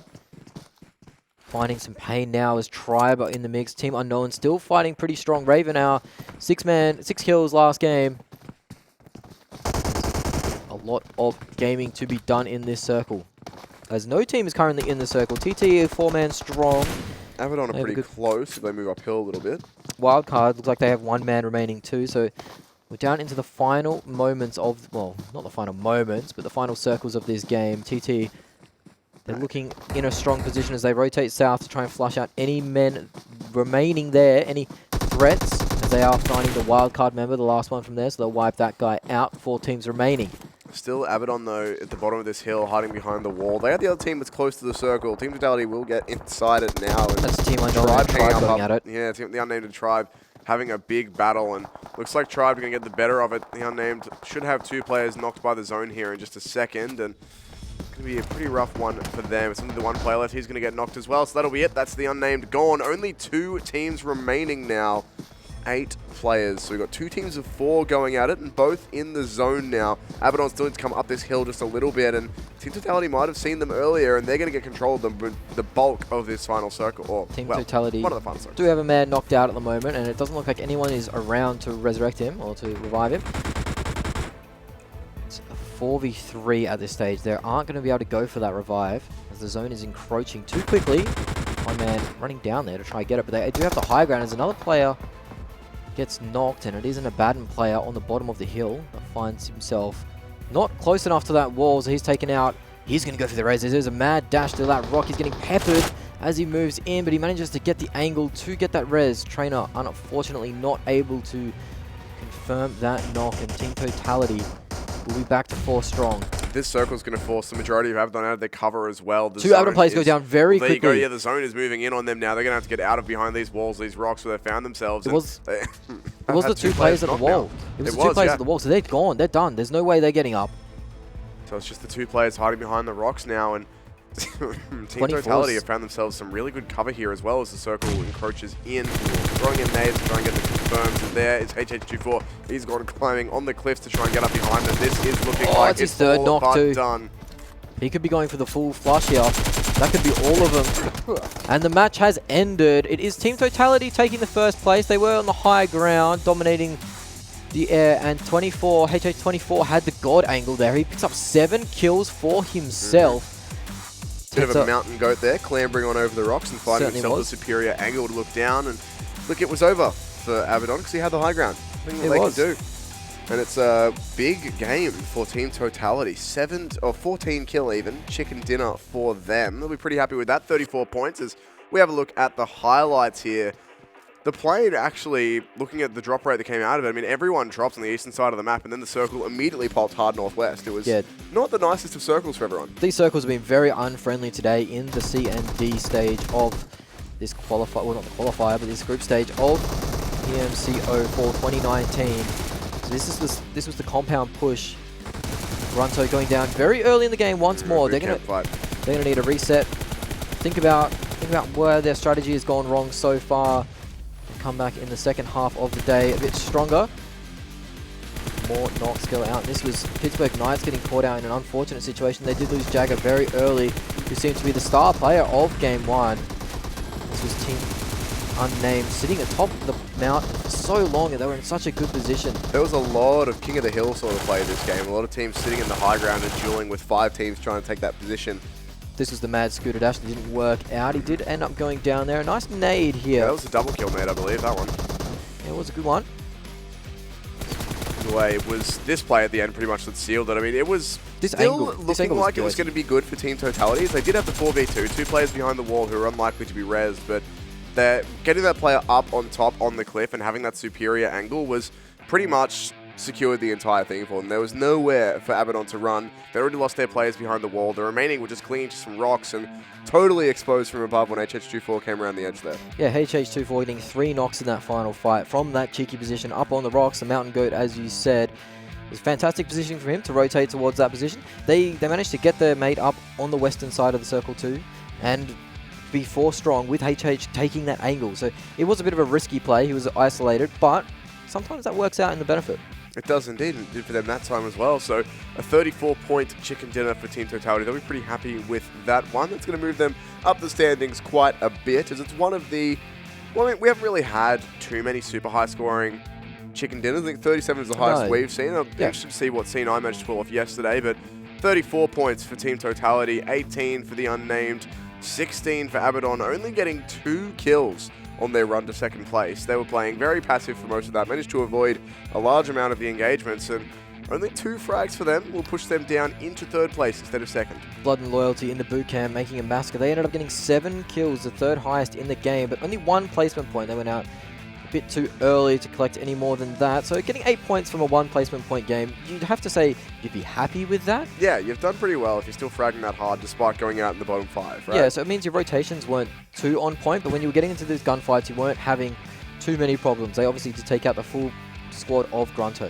Wildcard only 1 kill, and that was that super long range knock in the boot camp there. They didn't get anything else done after that. And having a look elsewhere on the scoreboard, HQA no kills, 4 placement points. Method and GRUNTo once again no knockdowns, no elims, and 1 placement point. So things not starting off too well for them. Yeah, that Method squad needs to turn things around pretty quick there. Obviously, it is only the start of the tournament, so they have some time to turn it around, but you don't want to be giving away too many games for free. No, you really don't. And like we said earlier, I mean, if you weren't here at the start of the stream, we played 24 games in the group stage, eliminate the bottom 8, 24 in the semifinals, eliminate the bottom 8. So then we have 16 teams for the last 10 games for the regional finals. So there's still a lot of games yet to be played. Each team out of those 24 will play 18 games, I believe. So Method still have 16 games to turn it around, but I think that's 2 16ths or a 15th and a 16th, something like that with no kills. They're going to want to turn it around. They certainly will want to turn it around, and we will find out if they can in just a moment, but we're going to go to a break right now.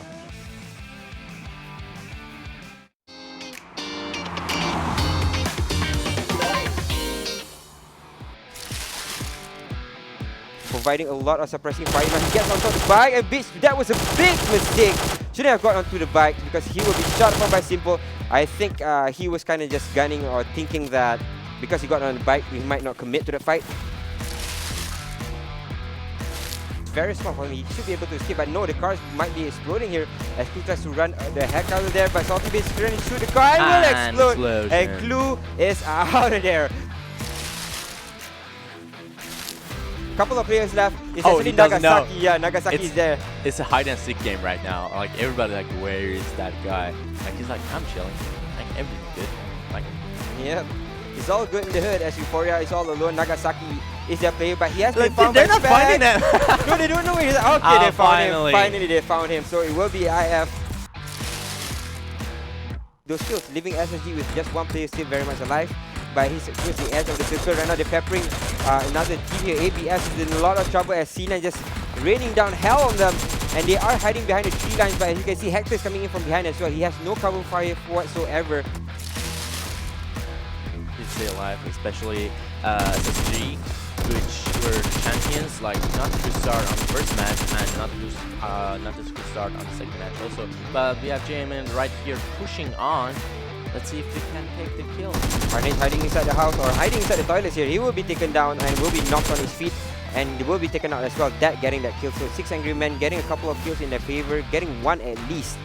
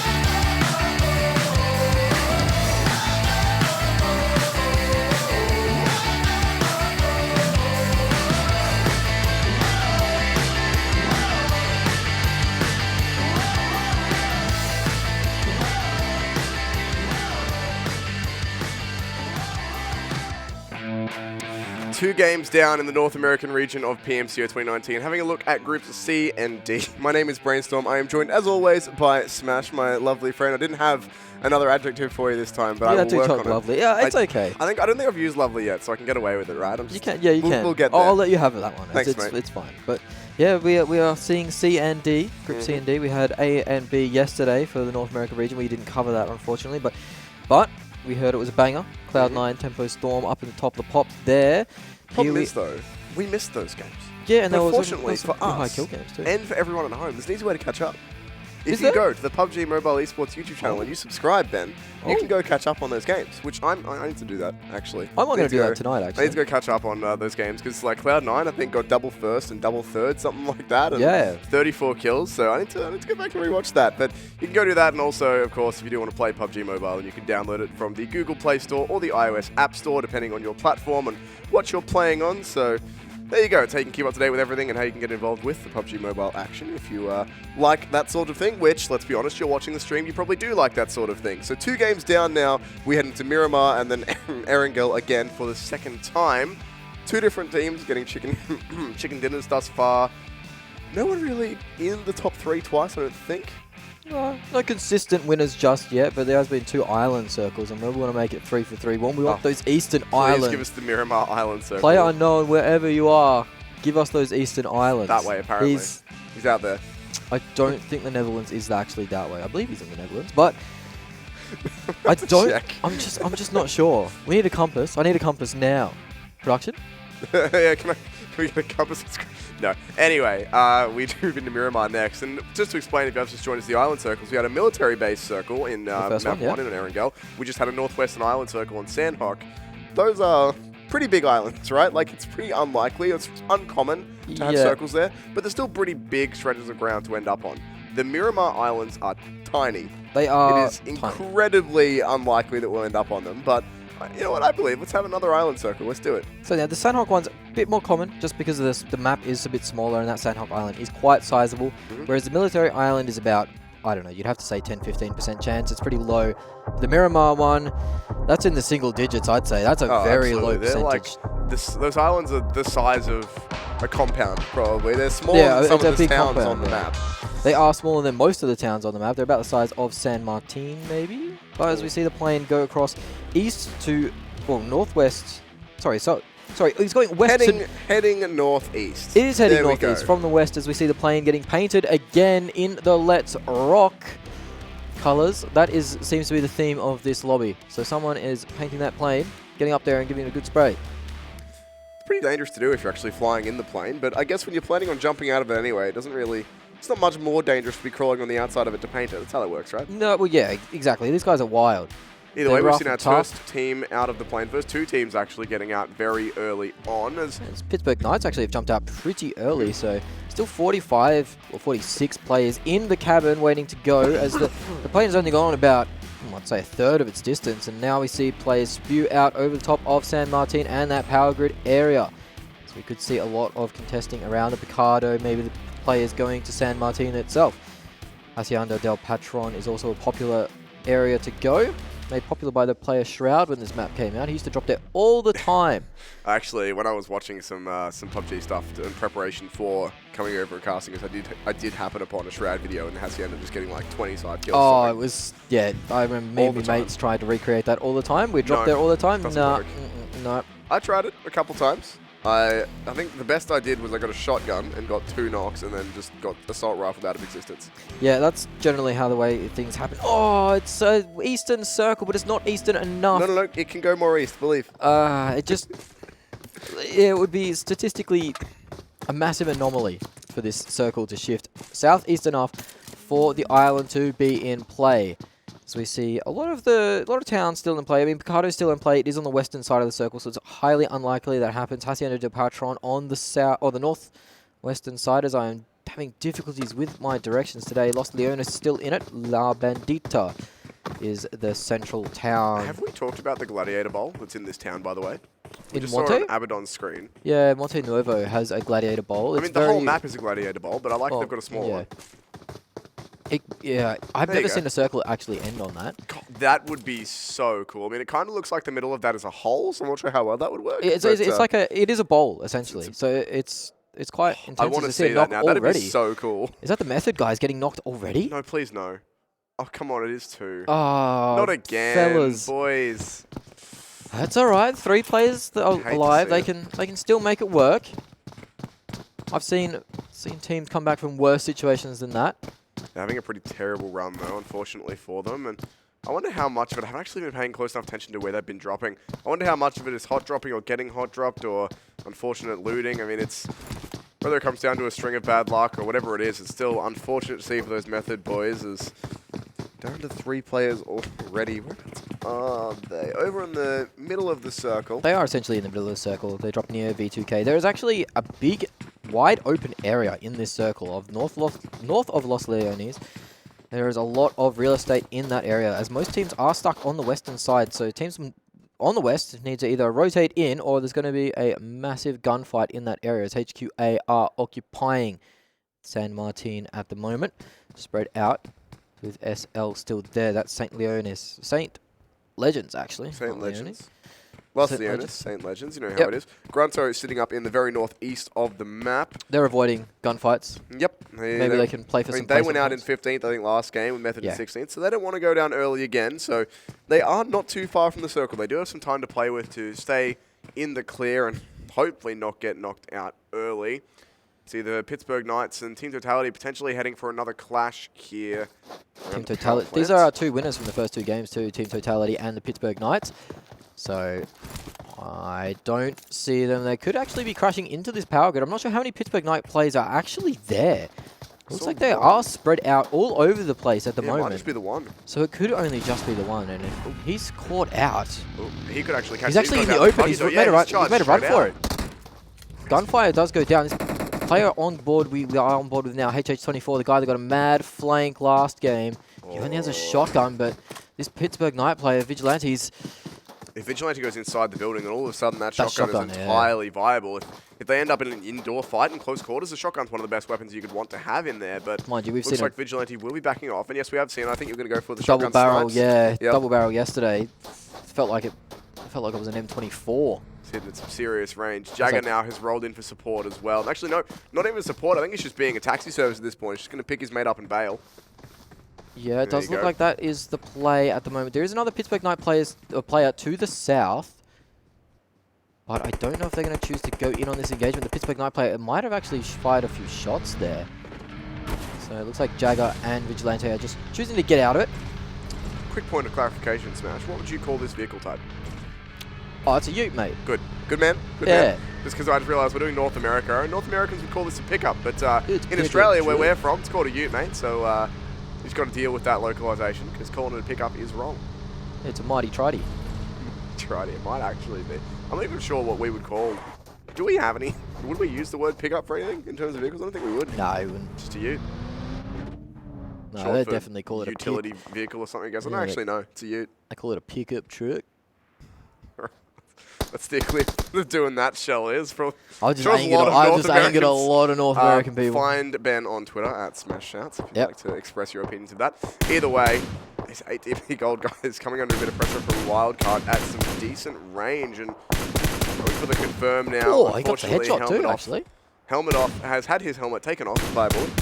Yeah, if he even had one on. That was a headshot from a long distance with that 3x scope. My least favourite scope in the game, the 3x.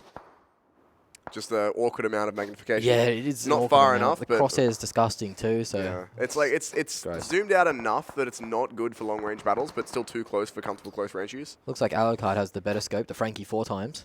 That's one of my favourites, a Frankie. Frankie. Just sees the clipping in the bag there. But shooting someone in the backpack isn't normally lethal unless they've got grenades in there. Yeah, well, he could have a few grenades in there. It is that type of game.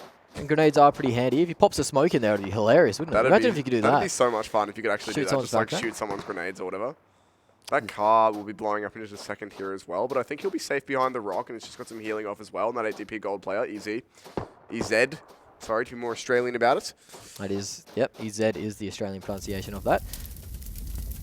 Wildcard still want to fight this one as well, but they are not the only teams looking to capitalize on this advantage, or on this fight, I should say. So, it could be The gun he's a little using, bit careful. the Mutant, it sounds quite cool, and it feels quite cool, but I don't think it's actually that great. As you see, Nox going in, that is some more players going down. HQA guys, they were in San Martin, I believe, finding some Nox onto St. Legends. There's 8. Oh, they're getting peppered so hard. This man is stuck behind this rock. He needs a fella to go pick him up with a truck. But it's not happening. He's actually going on a bit of a flank with it. So the hero play, or the solo play from 8DP, he is going on this wild flank. He's only got a UMP though. What's on his back? An M4 or a Mutant? So it looks like a Mutant maybe. It's an extended. That's what matters. A bit more range than that UMP is going to have. Still though, a bit of work to do for himself as he's trying to flank out Wildcard, essentially solo, and they of course were shooting at his truck as it went by, so they should know that he could be around here. Wildcard have only left like 1 or 2 players here to watch at the moment, as the rest have kind of rotated in. So we can see that they've split up a lot. Alucard is very far away from his team, but that is MVP getting another knockdown, and that might have been the player that was flanking. In fact, it was actually the player that was flanking, so everything has gone wrong for the side of 8DP Gold. As the player actually has moved from that rock, mate, so unlucky there, but Easy is now getting peppered by Alucard on the top of that hill. The shots rain out, nobody's connecting too much, but he's getting shot from multiple angles as the Convi van comes into play. Getting into the Volkswagen there. Here we go, Circle about to shift as well as the zone Another finally ATP play touches the knocked. edges, and it's going to shift south, which leaves a lot of teams in the open, and crucially, this entire engagement we've been watching is now outside the circle, so all of a sudden Wildcard have some motivation to end this one a little bit quickly and get a move on. So that's the knock going into the third 8DB player, I believe, and the thirst will come through fairly soon. 8DP finding themselves in a rough situation to start this game as a player just runs into the middle of the open to go catch him. Bit of loot, sticky fingers, quick pickups. It's actually impressive how quick you can pick stuff up in this game. Gotta go Won't- fast. Don't catch me bending down that quick. As the Tribe guys get a nice early knock on to the Blood and Loyalties. That fight is breaking out somewhere as 8DP Gold down to this one last player. He has managed to get away in the combi van. But that vehicle is not optimal for this part of the game. I'd prefer to have a bike. What about a sidecar bike? No, sidecar bikes are rubbish. Not great. We've seen a few people have some significant difficulties with those already. They're quite unstable. Ironically, it has 3 wheels. I think it'd be more stable than an actual bike, but far less. You ever seen Mr. Bean? His car had 3 wheels and he was constantly on his No, he side. didn't. The blue car that he liked to tip over had 3 wheels. Yeah. His Nemesis car had 3 wheels. That's, His car was that's little, right, that's right. The green mini that had 4. The Robin Reliance little deal was the one that he just liked to troll as much as overs. possible, essentially. That's a Revenant's going to have a thirst. player confirmed as well. V2 taking one out. The car blow up actually gets one of the players on the side of GRUNTo down. More struggles for that GRUNTo team. They might be able to get the resurrection, or the revive here, I should say, as he's not actually dead. Get the revive. They are back 4 strong. Got some decent loot here too, actually. Got a Mini 14, a level 3 helmet, 2 level 3 helmets, a level 3 vest on the player that did go down. That car explosion doesn't damage the vest, doesn't get mitigated by the vest either. Just part of the problem there. Well, it's a bulletproof vest, not a car explosion-proof vest, mate. Explosions aren't quite deadly. Can't really market things for what they don't do. That's I think true. an explosion-proof vest is just like a cubic meter or It's bloody three- heavy, that's what it would be. 3.5 cubic feet, I think, is how that would work in Imperial. Catered to our North American viewers of bubble wrap. That's an explosion. But you reckon bubble wrap, mate? It'll burn through the bubble wrap. It'll melt onto you.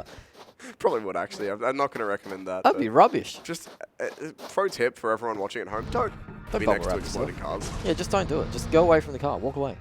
Or blow it up yourself as Wildcard gets knocked out of the car. Realize how car explosions even real. Anyway, that aside, Yeah, we see some excellent driving here. Oh. how does that car I don't turn think that quickly? cars work like that.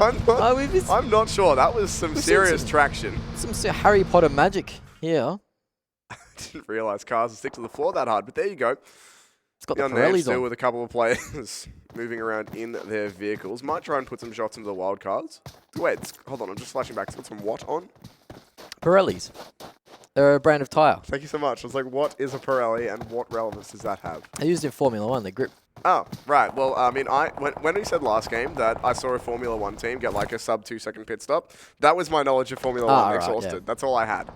So, yeah, look, I wish it could be more useful, but either way, the Unnamed taking some pressure now. One of their players gets knocked right on the edge of that zone. Bucky will be looking for that res. The combi's going to charge in as well. I wouldn't call it charging in. Limping in is It's what I doing describe its best, all right? It's certainly tried to charge. Yeah, it definitely did. Gave it a Just great imagine like a really, really quiet version of Flight of the Valkyries playing. Flight of the Valkyries on a recorder or something, maybe, as we see. As we see Wildcard get a knock and a flush onto Team Unnamed. Look at the circle shift as well. Very, very central. A lot of teams actually already inside that circle. Only 5 teams by the look, 6 teams maybe who are going to actually make the rotation. But it's also worth noting at this point, we currently sit at 13 minutes in, 55 alive. No team has been knocked out yet. There are a few solos as TT are getting picked apart by Tribe. Tribe lost a few members too, though, so everyone's taking a bit of damage. And we see this fight that's going on at the moment. Team Unnamed, they are in the far northern side, so they are nowhere near the zone. They're actually the furthest out as we see them try and rotate, getting into that muscle car. Sounds beautiful, but It's not a combi though, mate. Come on. Where's the real start points here? yeah. You don't want to be moving around in that combi, but looks like he's going to stop and they're all going to pile into this one car. That 8DB Cold player is in the far north. He is alone. Pick him up. Come on. There we go. There we go. Got to make sure you get all the boys in. That was some synchronized leaning. Yep. But this is a rough situation for Team Unknown, all being in that same vehicle. If they get sprayed down, there's no roof on that car either, so you're pretty vulnerable. Don't want to be doing that for too long, as this is the side... ABADDON, I believe. ABADDON and Blood and Loyalty. Once again, another duel between these guys. Yeah, they do seem to like to find each other in the map. And this is obviously on the southern side of the circle near Los Leones. Looks like the majority of our teams have made it inside the circle now. Still, last player from ATP only just getting a move on now. And it's all kicking off up north though. Team Unnamed, Wildcard, G6, they're all kicking off on that northern side of the circle. All of them are trying to infiltrate the same area. Fellas, if you just go to the south a little bit, there's plenty of real estate. But they haven't scouted that out, and they are in a big firefight. ABADDON. We're on board with ABADDON though. They are sneaking around the rocks. As we see. In a pretty difficult situation, to be honest. They're pinned at the bottom of this gully. They can't really get out by going up the hill because there's another team right above them. They do have good cover for now, but can't really move too far just yet. So we see Pittsburgh Knights actually getting a few kills there. Team Totality go out. So they were our previous winners. They go out to the Pittsburgh Knights, wiping them. So on board with Wildcard in this situation where there are a lot of fellas in the same vicinity. And they are angry. They're ready to rumble as Team Unknown are pushing in with the blue. G6 have a good idea that they're there. They've probably seen them on the fence line, ducking and weaving and peeking and poking. Raven, one of our kill leaders, I believe he is equal first with 7. Circle's shifted north once again, by the way, and that leaves the Pittsburgh Knights in a pretty good position, already central inside. The majority of the teams still in the lobby will have to make a run into this circle. Pittsburgh Knights definitely in the driver's seat of this game at the moment. Tribe could get a nice little backstab flank on them, but they are only 3 strong. That northern side is still popping off as we're still seeing it. There's so many teams in this area. They don't have to move too far as this nade. It looks good as the players might run into it. They might actually. It looks like one just has. It does. Doesn't actually take as much damage as I would have thought from a frag grenade landing squarely on his skull, but Raven needs to be careful here. He is one of our kill leaders. He did have a good game last map, but if he goes in here, sure, in the immediate instance, he's one-on-one. But the rest of G6 would surely come back to support Yayo here, and Raven's decided it's not worth it for now. He's going to fall back, find the rest of his teammates. Meanwhile, the B21 guys are going to get themselves a couple of knocks. Team Unknown, one of the players has been knocked out. He should be safe though behind that fence line. While this has all been going on, Wildcard have rotated away from this engagement. Me, that's 2 players incredibly low. Some good spraying there, but not quite enough to get the knocks. And I believe it's only 1 Team Unknown player left across. As more frags go out. V2 are getting peppered hard on that eastern side of the... GRUNTo are in the mixture there as well. They're getting knocked out. HQA are there too. This is a big fight. MVP from Wildcard gets 1 knock from the V2 guys. GRUNTo are now 3 men down. One remaining for them. They've got 0 kills. G6 busy putting up a smoke wall as well for themselves, trying to move in and clean up the Unnamed here. Got a couple smokes to work with, both theirs and the Unnamed boys, who chucked a couple down to get the heals happening on their 2 players who were tagged low on that cross. Revenant even getting themselves a few frags, but here we go then. G6 looks like they want to force the issue. They'll take the first hut. They look to get in. They're even going to go for the crash in the buggy there. Yayo goes straight in, very hard indeed, and trying to bait out the rest of the Unnamed into peeking out to his teammates, but unfortunately he's going to get knocked. That's pre-confirmed as well, but no, the spray comes through. The Unnamed now starting to get things happening and going their way. Trades both directions. The Unnamed going for the push, trying to clean this one up. Looks like there's only 1 player left. That'll be the knock and the elimination as well onto G6. They went for the compound crash and they did get shut out of it. They only lost 1 player too, and Raven picking himself up a few kills there. So he'll keep climbing up the leaderboard. The ABADDON were actually knocked out there. Cleaned up. This on board now with Blood and Loyalty Gang as they are on the eastern side of the circle. MVP from Wildcard has picked up 5 kills already, and there's 36 players alive. God, if he can keep that pace and momentum up, he's going to have a big game. He's indeed. Fan is here from Blood and Loyalty here. It's up. Got some trees and some bushes to hide in. He's also got the combi van to get away from things here, but some fire coming his way. He needs to be a bit careful. Yeah, this B2W squad is getting some nice angles on these Blood and Loyalty gamers. They've lost a player. He's been thirsted, so Blood and Loyalty are limping now. They are walking wounded, and their rotation is not pretty to try and get into this circle. They have teams all around them. Especially because this circle is just about to move again. The blue zone has nearly touched our current circle, which means we are about to shift, and it's very central. Again, Pittsburgh Knights, this circle is being very nice to them. The last couple of moves have all been directly on top of them. I believe that was the play zone knocking out Blood and Loyalty there as well. Yeah, they've finished up as one of the Pittsburgh Knight players actually gets confirmed down and gone. So that's only now 3 of them remain as V2 get knocked 2. There's more players going down to the blue. The blue starting to bite a bit back. HQA and GRUNTo battling on that eastern side of the map. GRUNTo still in the game. Same as Method. Method too strong. GRUNTo too strong. So a better game for these two squads. As the spray comes in, Tribe has managed to find an angle on these guys. That's for Memo. That is 1 player left at the moment, or 2 players left at the moment for that B2W squad, and they're taking, oh, there's 3 actually alive, so this player's managed to get out. Parker managed to find an alternate angle. Parker was the last B2W player last game as well. He was hanging around until the final couple of circles there, so hopefully he can do similar things this game, get some placement points happening, but now it's Method grabbing themselves a knock onto another of those MTW players. Tribe now in their cars rotating out. They're rotating between 2 teams here. This is going to be rough. They'll crash all their cars into each other because that's more efficient than braking, but there's teams on both sides now. They've got some smokes out to try and get some cover for themselves, and fortunately with the 3 cars here, they do have a bit of cover they can work with. They're actually getting some decent shots onto these St. Legends players as well. These Tribe gamers, they don't mess around. They're pretty good. That said, there's 3 cars over there that could all chain react if they shoot them. Big yeah, explosions. that's very true. And the grenades are going to be coming out too, so this could be big grenades coming through. Doesn't explode on those cars. The Scar goes through, tries to explode a few more cars. We see the alive leaderboard here. Nobody has 4 players. Everyone is walking wounded. Everyone's hurt a little bit. These are the Pittsburgh Knights in probably the best positions with players from St. Legends trying to push up, but pushing straight into that gunfire. They're all dropping so low. One of them does get knocked.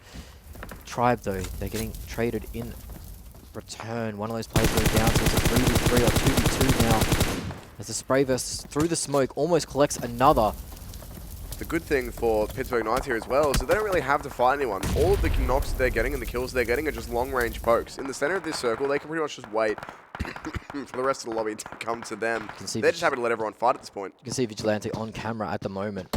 He is just moving around with his mini, scouting out what is the edge of the circle, essentially. Finding these weakened teams that have been killing each other and picking up as many as he can. And we see more of this is happening as Tribe now getting angled as a beautiful headshot comes out from downtown. That is very long range for a snipe there, but got the M24, so they'll be able to hit it. And the circle, finally the circle doesn't gift Pittsburgh Knights perfectly. I mean, they're still inside this circle, but at least it's not centered on them for once. Yeah, they're going to have to worry about the teams pushing in behind them, but apart from that, they're sitting okay. I think they'll leave 1 player to watch the back, watch the flank. Revenant and Wildcard also coming in on this eastern side of the circle. So the rest of the teams will be coming in behind Pittsburgh Knights or to the south. B2W will be coming from the south as well. Tribe yet to make their move. Still got 20 seconds before the blue zone starts to move once again. Ooh, that was almost another really good shot there. Ran with the snipes for the Unnamed, is doing some decent damage here. He's got himself up to 5 kills as well. 8 total for the squad. So they're having a big game. If they can finish off this strong, they're going to... That's a big chicken dinner and get the kill. That 8 DP gold player, by the way, has been the solo for a very, very long time. So he's been snaking very well. We saw some good snakes yesterday in the wildcard region. Seeing more today. It's Pittsburgh Knights. They're just scouting around, trying to find out where these teams are, where they can rotate in safely. The 8 times scope comes out onto the mini. Ernie 8 times. He's not... Do you have a name for all of these scopes? Yeah, I actually do. Okay. It's comical, but... I like it. I like it. Yep. When you said Freddy 4 times, I was thinking back like, I picked up 4 times. I didn't say Freddy on it. Frankie 4. Sorry, Frankie. I was sitting there like, I swear these things don't have these labels on in the game. Team Unknown getting peppered by the Pittsburgh Knights as they try and rotate in towards the circle. And that buggy still hasn't exploded either, so that could be the reconfirmed if they shoot the car. And look at how much damage they're doing at range here. Vigilante with the mini, as you say, he's got a long range scope on it still, and able to just sit in their compound and pepper the rest of the field. They're just picking everyone off at this point. Revenants still have 3 up, but nobody else. That'll be a free confirm. Pittsburgh Knights. They're living the dream at the moment. It is Revenants as the only team with 3 alive. Tribe have 1 knocked. They can choose to resurrect that player, and they will. What? That's not what you would do. Get out of there! Oh, he almost shut the door on himself too. That was scary, but he'll be okay. That would have been very embarrassing. Door gets blown off, but it's alright. Don't need a door when you can shoot out windows. And he knows there's multiple players of Tribe up here, and the play zone comes in at just the wrong moment there. It's going to be very difficult for Tribe now. This play zone, as you can see, looking at his health bar, the play zone in these late stages does so much damage, they're all just going to get knocked from it. Yeah, they are. They're not going to give the kills to the Pittsburgh Knights. They know the Pittsburgh Knights are in that compound waiting as the nade gets cocked, but... He's going to try and steal it from the play zone. I don't think your arm is that big. I reckon he might be close. Just He fell well short.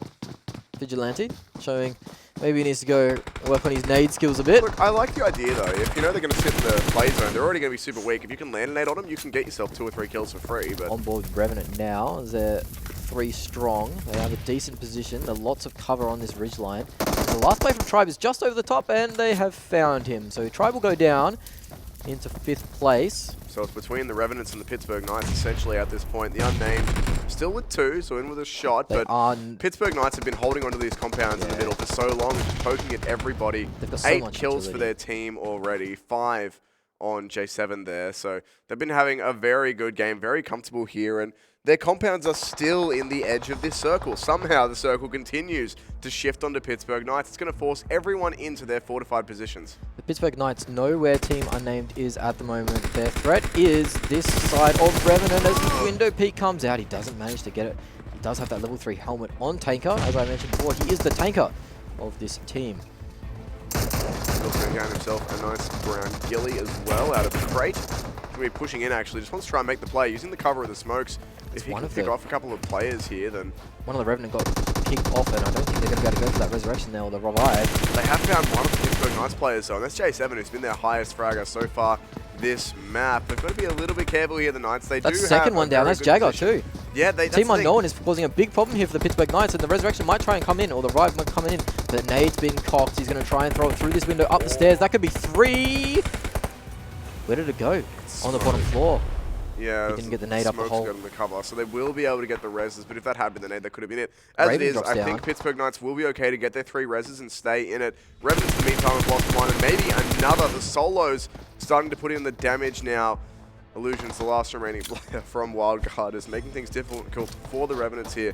He's also going to go grab this crate on his way through, so never mind, actually doesn't touch it, but could have. Either way, still a pretty close game here. The Pittsburgh Knights could have been all out of this within the last 30 seconds, but they managed to get the reses off. Unfortunately for them, Revenant left them alone for long enough to do that. Got the VSS in hand. This is getting the spray onto that man in the ghillie suit, but doesn't manage to get the full kill on him. He's going to use the first aid. He might just be able to get it off. He will take a lot of damage. This is the last player from Wildcards.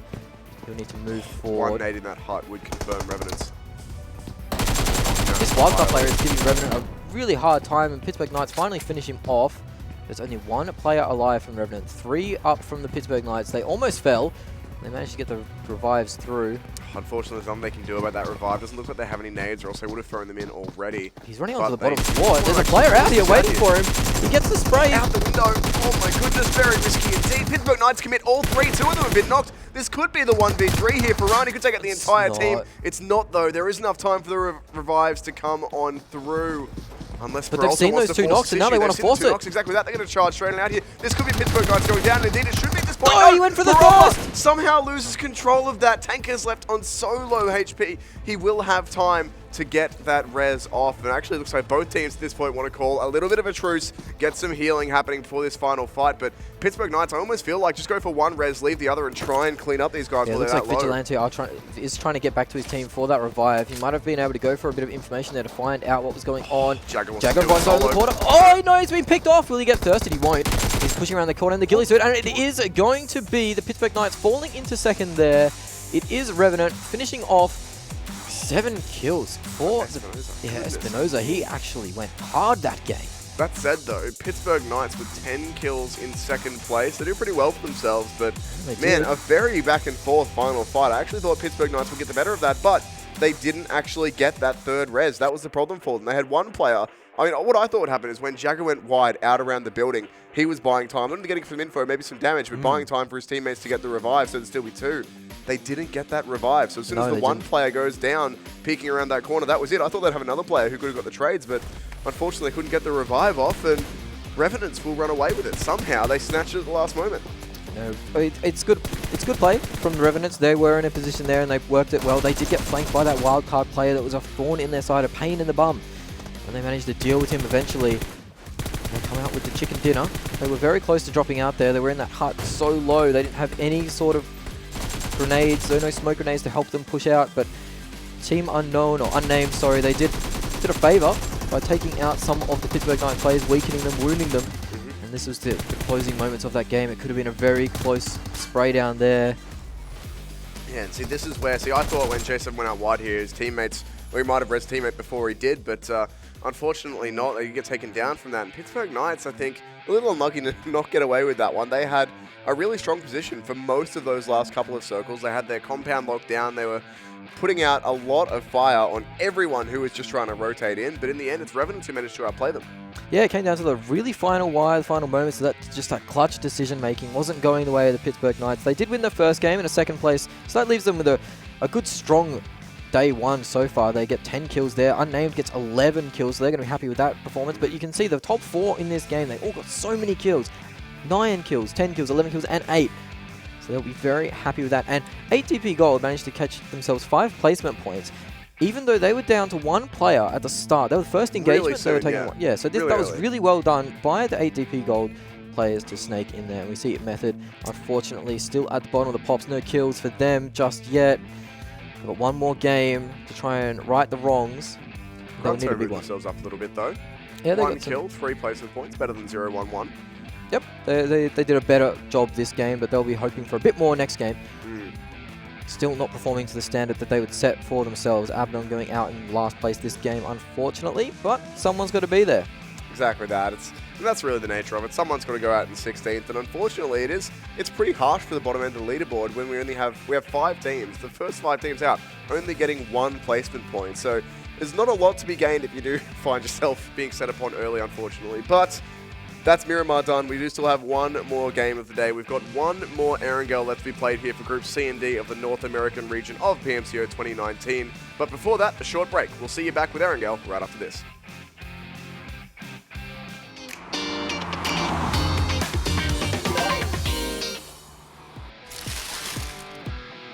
Providing a lot of suppressing fire. Now he gets onto the bike and beats. That was a big mistake.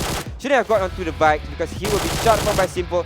I think he was kind of just gunning or thinking that because he got on the bike, he might not commit to the fight.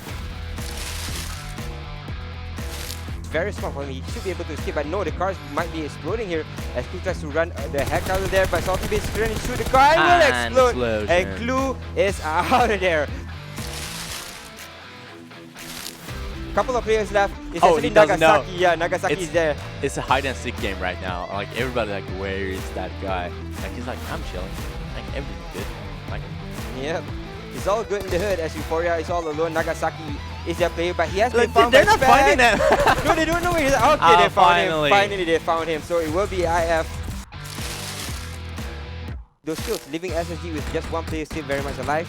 But he's towards the edge of the circle right now. They're peppering another team here. ABS is in a lot of trouble as Cena just raining down hell on them.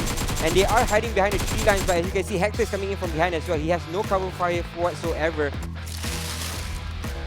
He's still alive, especially SSG, which were champions, like not to start on the first match and not to start on the second match also. But we have JMN right here pushing on. Let's see if they can take the kill. Carnage hiding inside the house or hiding inside the toilets here. He will be taken down and will be knocked on his feet. And he will be taken out as well. That getting that kill. So 6 Angry Men getting a couple of kills in their favor. Getting 1 at least.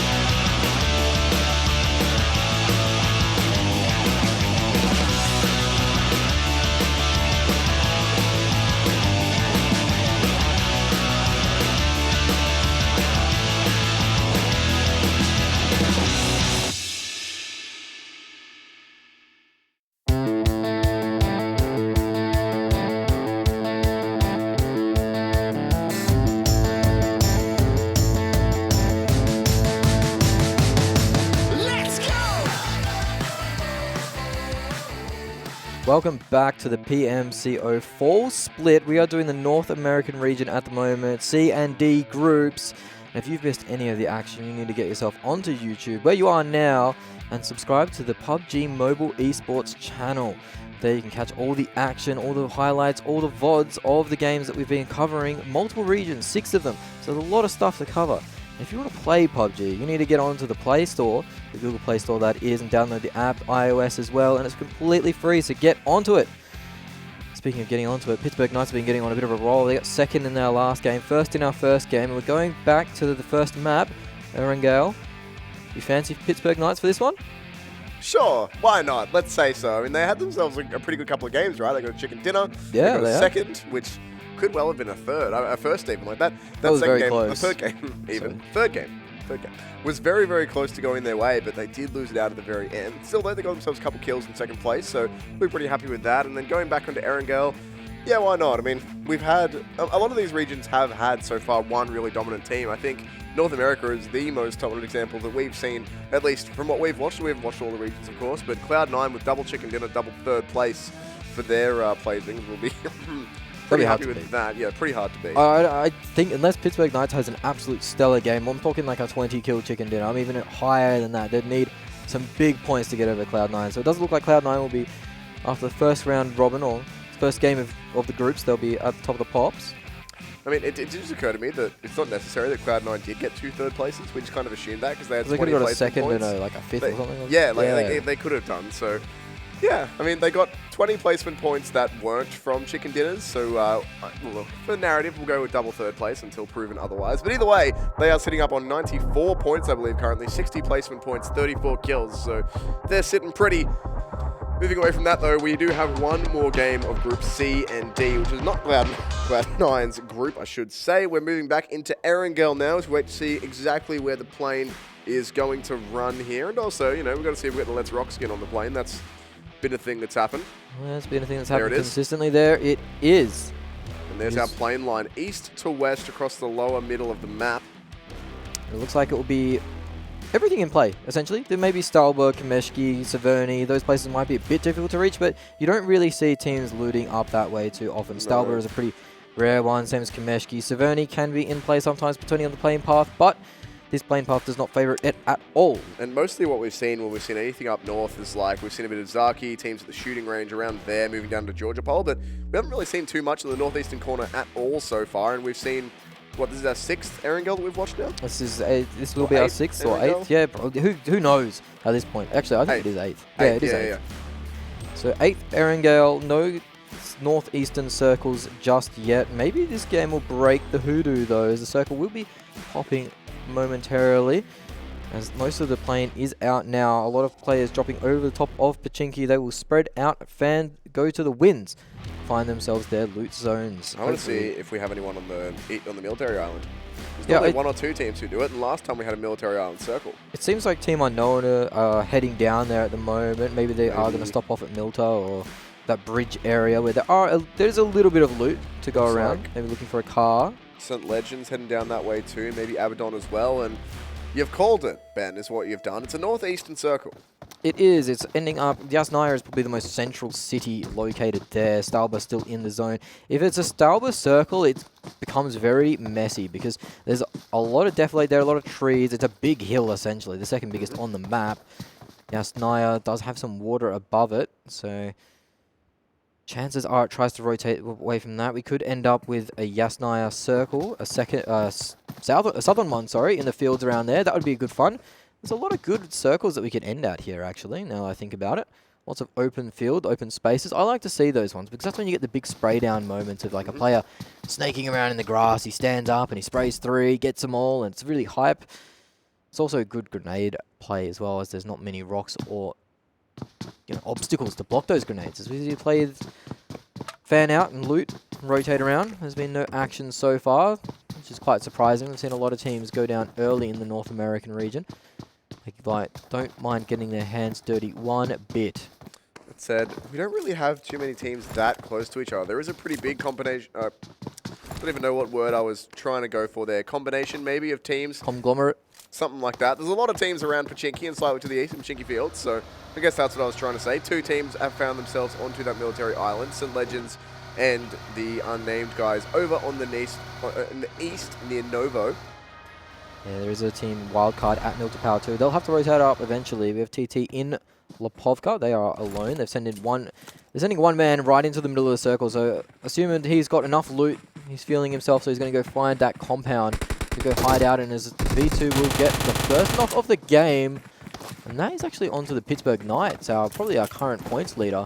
Sam going down first of the game. Pittsburgh Knights not off to the start that they're used to on this map. Not starting off too well for them, but ABADDON's actually got a player run over. Yeah, ABADDON just lost a decent amount as well, and looks like once again we do have a pretty quick start to things here. As we check out the version 2 guys, they've got a compound for themselves and a bit of looting that can be done on their own for now, so they're safe to get some looting happening. These military island guys can't really afford to hang around here for too long, in all honesty. They do have, of course, the entire military island between 2 teams, but 30 seconds or just on until this circle starts to move, or the zone, I should say, starts to move, and the circle being this far north.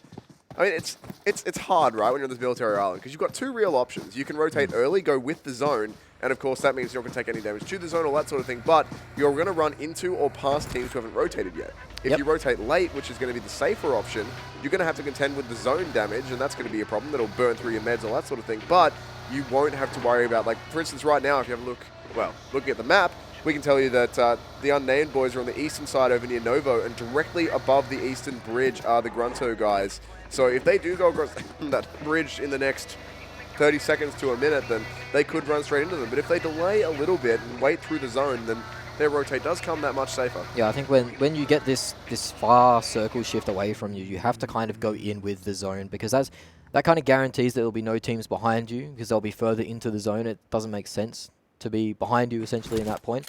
So I think they'll team Unnamed will be going in with the zone at their backs and the players in the front. And if they get held up too long, yeah, they'll get pressured by the zone. But the idea is they managed to sneak in with that zone, knowing that there's no one behind them, and take the fights in front of them.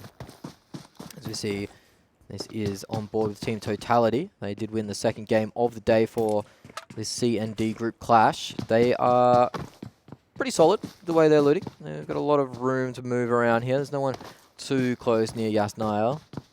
Yasnaya now has 2 teams in it. Revenant there as well. Circle, or the zone even begins to encroach now. Moving very slowly. The first couple of zones on Erangel are quite slow, as the map is so big, 64 square kilometers. So fair way for it to go. There's still a lot of time for Team Unnamed, or the Unnamed, I think they are, and St. Legends to hang out around the military base, make sure they get all the loot that they need. And the good thing about being one of only a couple of teams on the military island is that there is a lot of loot available down there. You should be coming out of it with some level 3 armor, a couple of good weapons per player, all of that sort of thing, the meds, everything you need. So it's worth the risk if you can get down there and loot. We're having a look now at the Pittsburgh Knights as well, rotating away in their vehicles. Looks like they've got multiple vehicles for their team. That's what you want, really. You don't want to have all of your players combined into one to avoid spray down. It's going to crash into this compound, and so too are Tribe. Tribe are very close by. These are 2 teams that are very good teams. So Tribe actually have a nice angle on them. Pittsburgh Knights have dropped 2 players now in total.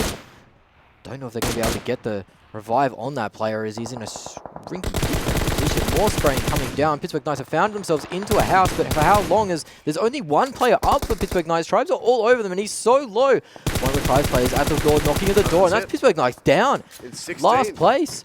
I love that from Tribe, by the way. I thought they were doing a full-on crash, but it was a 1-person crash. All of the Pittsburgh Knights immediately peek and try and take advantage of that kill, and then the rest of Tribe, who pretty much had the entire compound surrounded, swung out and shot them all down. Nice play from them, nice team play. They potentially could have sacrificed 1 player as the bait, but works out very well either way. They're able to clean up Pittsburgh Knights, and so much for them being able to get a repeat performance. Yeah, it turns out they couldn't, and they've gone to bed early. As we see a fight here, GRUNTo going on to TT. TT was waiting here already. Haven't got the best loot, as you can see. There's only no scope onto that AK, which is quite hard to aim with the iron sights. That grenade might be good. It's chasing in it. One of the players does get knocked, and another player goes very low. That's 2 knocks straight away for HH24, who has been fragging out all night. GRUNTo going very low, and they've had a poor day. There's the Thirsts too, and that's gone. GRUNTo out in 15th place. The day to forget for GRUNTo Esports. They'll want to redeem themselves later on in the tournament, but for now, 4 games done and not much to write home about for them. Certainly not. As it's 12 games that each team's playing each stage. I was incorrect earlier, so correction on that one. But it's 12 games in each stage of the 24 that every team will play. So 8 games left now for GRUNTo to get out of the bottom 8. And it's actually a bit concerning that they're a quarter... Or third of the way through already, sorry, yeah. a third of the way through and still very much in the bottom 8. They haven't really had any good games. So, of course, still a lot of time for them to pick it up and get back into things here, but a lot of work yet to be done. Either way, they are out of things for this evening. All done from the North American region for Group C and D. Maybe they'll have better luck when they come up against Group A or Group B in the later days, but either way, that zone now getting very close to the circle. These Military Island guys only just starting to move now, but this is what I was talking about earlier. Team Unnamed here are coming in well behind the zone, but they're not going to take too much damage from the very first movement of this zone, and there is now nobody at all who's going to stop them rotating in until they are well inside the circle. Yeah, they've managed to find themselves getting inside the circle as it does shift northwest, sorry. Northwest. So Severny is in play. The Never top eat soggy wheat bix, remember? Never eat soggy wheat, yeah, that's I've it. done that a few times to remember my north, south, east, west. So we see Rozhok, the corner of Rozhok still in there. It's unlikely that it does shift, so they're gonna. A lot of teams are gonna have to go north of this little river as well. Severny shooting range in play. Stalber has been eliminated. Half of the hill still in the mix, but probably not enough for the zone to shift down there. So we're going to find ourselves at the back end of Severny for the end of this game, I believe. If I can read the circles correctly. Tribe are finding themselves in a pretty decent position, but a lot of these teams now piling in on top of each other over the top of that bridge separating Gas Knight and Severny. It's going to be a lot of action there as we see SL just waiting for these guys to go past. They are in the blue at the moment, very far. They're still down actually on the military base. G6 now crashing the compound that Pittsburgh Knights died at as one player gets knocked out as he gets out of the car. Two players down. The same fate. Tribe are here, and they're going to get their second bunch of kills onto another team here. That's 5 kills for them in total. Yeah, they only got 3 of the Pittsburgh players as we see some running down going, some TT driving shenanigans as they manage to run over one of the players.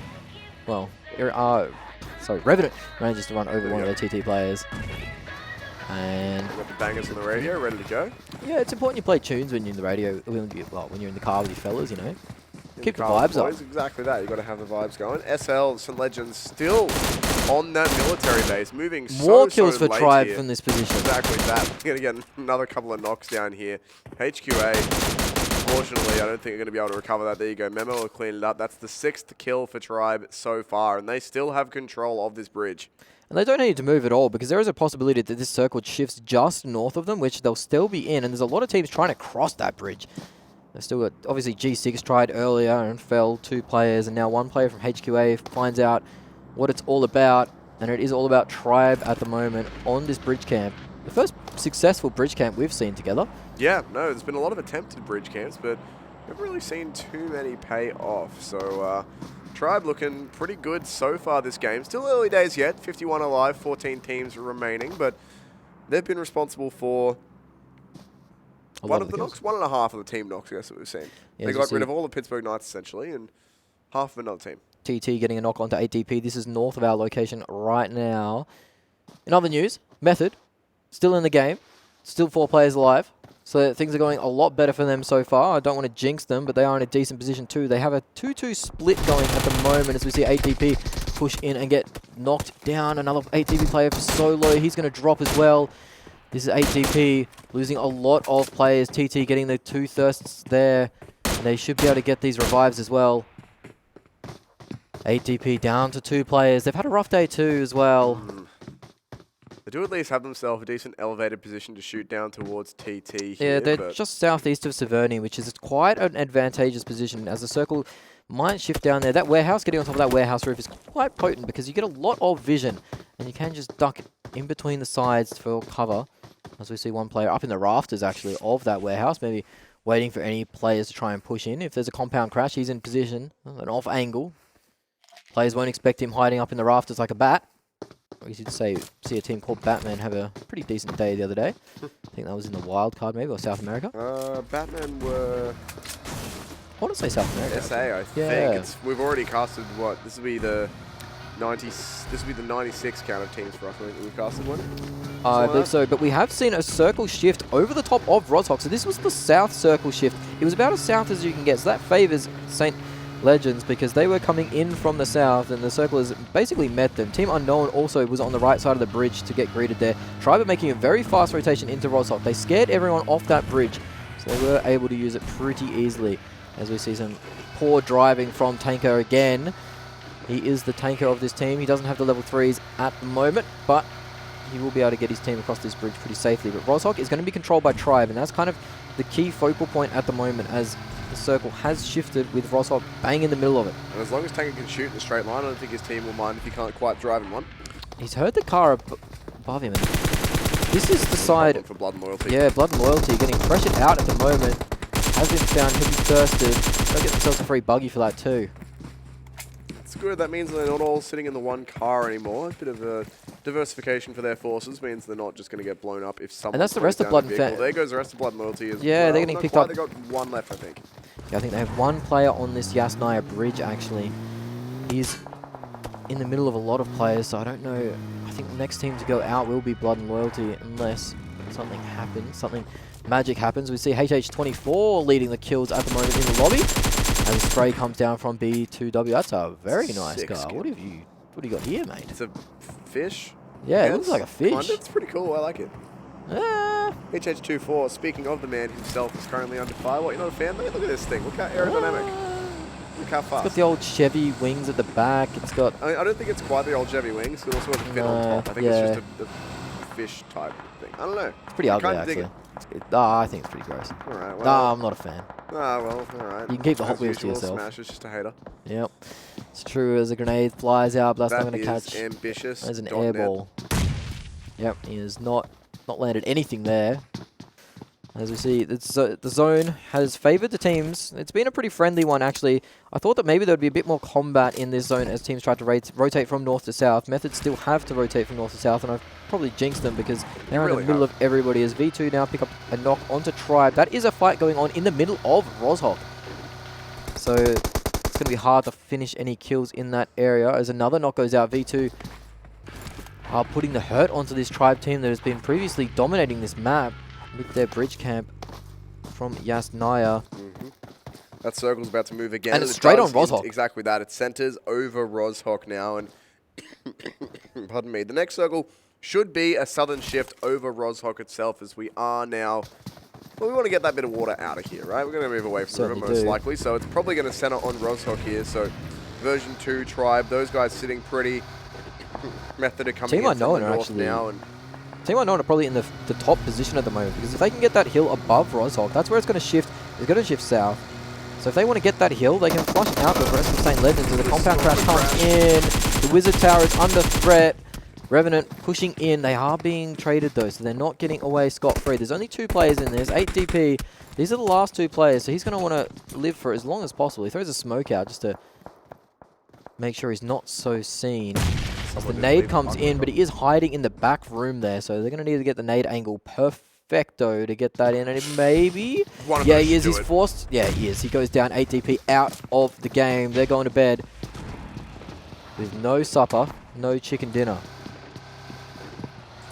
Indeed they will be, and that's going to be pretty good for RE. They'll be able to, Revenant boys, get themselves a bit of a refresh in loot. That said, they will lose a player to a snipe coming in from HQA. That's a very long snipe too, as we see Method on board with them. Still 4 strong. This is probably one of the stronger finishes they've had. Monarch, former Pittsburgh Knights player from the last split. I love that we're saying this is probably one of the stronger finishes they've had because they have 4 people up and they're not out yet. Yes. It's harsh, but it is what it is. They've had some pretty rough games today. They have had a very rough day, and I feel for them, and I hope today, or this game, can go a bit more smoothly as we see some compound crashing coming on in. The Wildcards are crashing into Rozhok. We see Team Unnamed. They are choosing not to contest the hill above Rozhok. Instead, they are choosing a compound, so they're backing on it, not shifting too far north. It is St. Legends that have taken that north, or that southern hill of Rozhok, that radio tower position. There is no one behind them. As they rotated so far in, so far late, I should say, or so late from Military Island, they know there's no team coming in from the south. This one team actually is from the south. That's the last player of Blood and Loyalty. And He's going to go down surely. They've got his tire to spun him around. That's going to be it for him. Blood and Loyalty will go out in 13th. Legends getting the elimination. Oh, it's a big that shot. One. Oh, goodness me. That was a quick follow-up. That was a big shot from downtown. Shaka's on the dinner plate here, spraying away at Team Unnamed. Yeah, he's just peppering them. Don't know if anything will come of that. That's that M24. Diego's already hit, I think, 2 snipes with that one so far. Oh, don't you stay still in that window, son. Take the shot! Okay, just a little bit too late, unfortunately, for Diego. He's hit himself a couple knocks. Hasn't secured any kills with it yet, but those version 2 boys pretty lucky to not come out of that with a bullet to the brain. They will have heard the sniper firing on them now, so... They should know where it's from, too, so I don't expect them to peek that angle again. Although, they are brave. Is it bravery or is it stupidity? Too brave. I don't know. I'm willing to give it to them. If I think they can hit the shot, then, like, fair enough. There's a reason that they're in this lobby and I'm sitting here with a microphone. So, that's true, if they very think true. it's worth taking the shot, then by all means go for it. The circle just about to move as well. We're expecting at this point a southern shift to further center on Roshok, but we'll find out in just a second as the zone does touch the circle. And it's southwest, so actually just on the outskirts of Roshok there. Yeah, it is. It's between Roshok and Watertown, so there's a bit of cover around, bit of deflate playing in as we see Team Unnamed getting peppered a little bit. They'll have to move a very far distance, actually, through the town of Roshok, so they're not too pleased with the way this circle has shifted. Players that will be pleased will be Tribe. They're in there. V2 are in there. Wildcard are in there. Team Totality have found themselves in there as well. The rest have not. Method is still on the northern side of Roshok, so they're going to have to go over the bridge now, and they're in the middle of this HQA Method gunfight going in as the car crashes. TTHH24 is on the kill feed once more. It's a penta for him this game. 5 kills on deck. Oh, Team Raven Unnamed getting with some absolutely peppered. real questionable driving in the last 30 seconds. Yeah, they've hit some rough ones, but it's alright. Got the license out of the cereal box. Do you even need a license if your your job is just jump out of a plane, find a gun and kill people? I'm not sure there's a driver's license as a prerequisite for that. I don't think so. Maybe not, but it's always handy to have. Absolutely. As we see, HH24 actually getting knocked down and finished, so he is not going to cause any more problems this game. As we see another compound crash come in. This is Revenant going into Method. Method on the low ground. They might be able to get some shots here. This could be some kills for the side of Method. Certainly looks like it should be at this point. They've got one, but They're see gonna need more than that. Yeah, they're already getting shot at from a lot of different teams. So just when you thought things were looking up for Method, they do get taken down here again. That said, Revenant now are going to be starting to drop some players. Yeah, there's one for Prophecy here on the Method side. Revenant with 2 players knocked. There could be another one here as well. And a Jacob from G6. Oh, the spray will the just spray. about come through as well. He's not going to get the confirm, but Method now are finally starting to fire up. He's Yeah, actually found him behind the wall. That's much better for Method. Already 2 kills for themselves in the game. Minimum of 12th place and still 4 players up, so things looking better. Yeah, they are in one of the better positions too. They have rotated and they found themselves with 1 player in. They need to clean out these Revenant gamers though. They're the ones that are causing a lot of problems for this Method squad. As we see Team Unknown, they are locked down on this eastern side. They don't know where the shots are all coming from. There's too many angles for them to watch as we see HQA getting pressured out by Tribe. Tribe took this position pretty early and they'll know exactly where these HQA gamers are located on that little ridge line. As another Revenant player gets finished out too, so Method pushing into that compound, but there are 2 players get sprayed down. This is going to be a disaster for them. 2 players finished as well as the last player from Method, Monarch, comes in. He's getting dropped very low too. 2 Method players remain. And they get sprayed down! They line up and they take the loss, and that's another 1-point game for Method. But they end up getting a few kill points in there, but only 1 placement point. We thought they could have made the best out of that situation, but Revenant end up staying strong. And that's essentially another 1-person team wipe. That was that 1 Revenant player, I think, who dropped all of them. Yeah, that was big spray downs. some big sprays, and the Method players just lining up, unfortunately for them. A rough day, walking away with less points than they would have imagined they would have had at the end of this day. As this is on board with the HQA and Tribe fight, they're kind of posturing at each other. Nothing has come about of it just yet. Some poking onto Tribe as one of the players has dropped very low. Tribe do have the better position though. 1 inside the warehouse, 1 up top for the aerial position. And look at this as the camera pans over. 4, 5, 6 teams in this little area of the eastern side, or western side I should say, of Roshok here. So many teams all in their own little houses. It's going for a compound crash for SL, and They will get in here, but the problem is they're running from the guns of Team Unnamed directly into Wildcard, who are set up in this building. They don't have an angle on that wall, but the nades are coming through, and they're all so low. Little Ducks are going in a line, and they're dropping very low as Wildcard gets pressured out. They are only one strong at the moment. Team Unknown get a few players knocked out. Oh, now the nades come through. Sin was going up to revive his teammate, and he got confirmed just as he got to him. ABADDON at the bottom of this building now too. The VSS shots don't land from the man. And he is the second last player on his team. The other player is in danger too, so SL not in the best position right now. V2 is sitting atop of the castle as that B2W fight versus Tribe is going the way of Tribe so far. Expected result. But B2W still have 4 alive. 1 is knocked as this nade could be quite good if it finds itself into that room that he's sitting in. He has to evacuate. He doesn't get knocked out completely from it. More nades coming in now, and that's this from the man is just that's one knocked down. One in each window, and now he's going to go back to the first window he got the knock from, throw another one in. 4 HEs from him, and he is putting the pressure on there a lot. Now Molotov in as well. Just denying so much pressure inside this house, or presence inside this house for the Unnamed. He'll have to know where they are. He climbs in the window. He's climbing in the window. He's hiding. He doesn't know where they are. He does now. Somehow. Can't find him in the smoke. He's got to find the correct room to be in. He hasn't. He hears some footsteps now pushing around. Oh, he gets sprayed down though. ABADDON in the window actually takes him out. The 6th ISL. They didn't manage to find what they wanted there. Team Unknown live. Them out as well. Unnamed. They live for another day. That's some legends eliminated there, by the way. In 10th place, they're done. It's unfortunate for them. They did have that late rotation from military base. I thought they were going to be able to make something out of that, but unfortunately they compound crashed and found themselves going home in a body bag, as V2 still have 4 strong. Wouldn't recommend it, by the way. Going home in a body bag? No, not a great idea. Not if you're claustrophobic especially. That's a bit rough. Well, that's where you took from that. Yeah. It's not even talking about being a loss or anything. It's like, if you're claustrophobic in body bag, it sucks. You're right. It sucks. would. Yeah, It'd would be suck. terrible.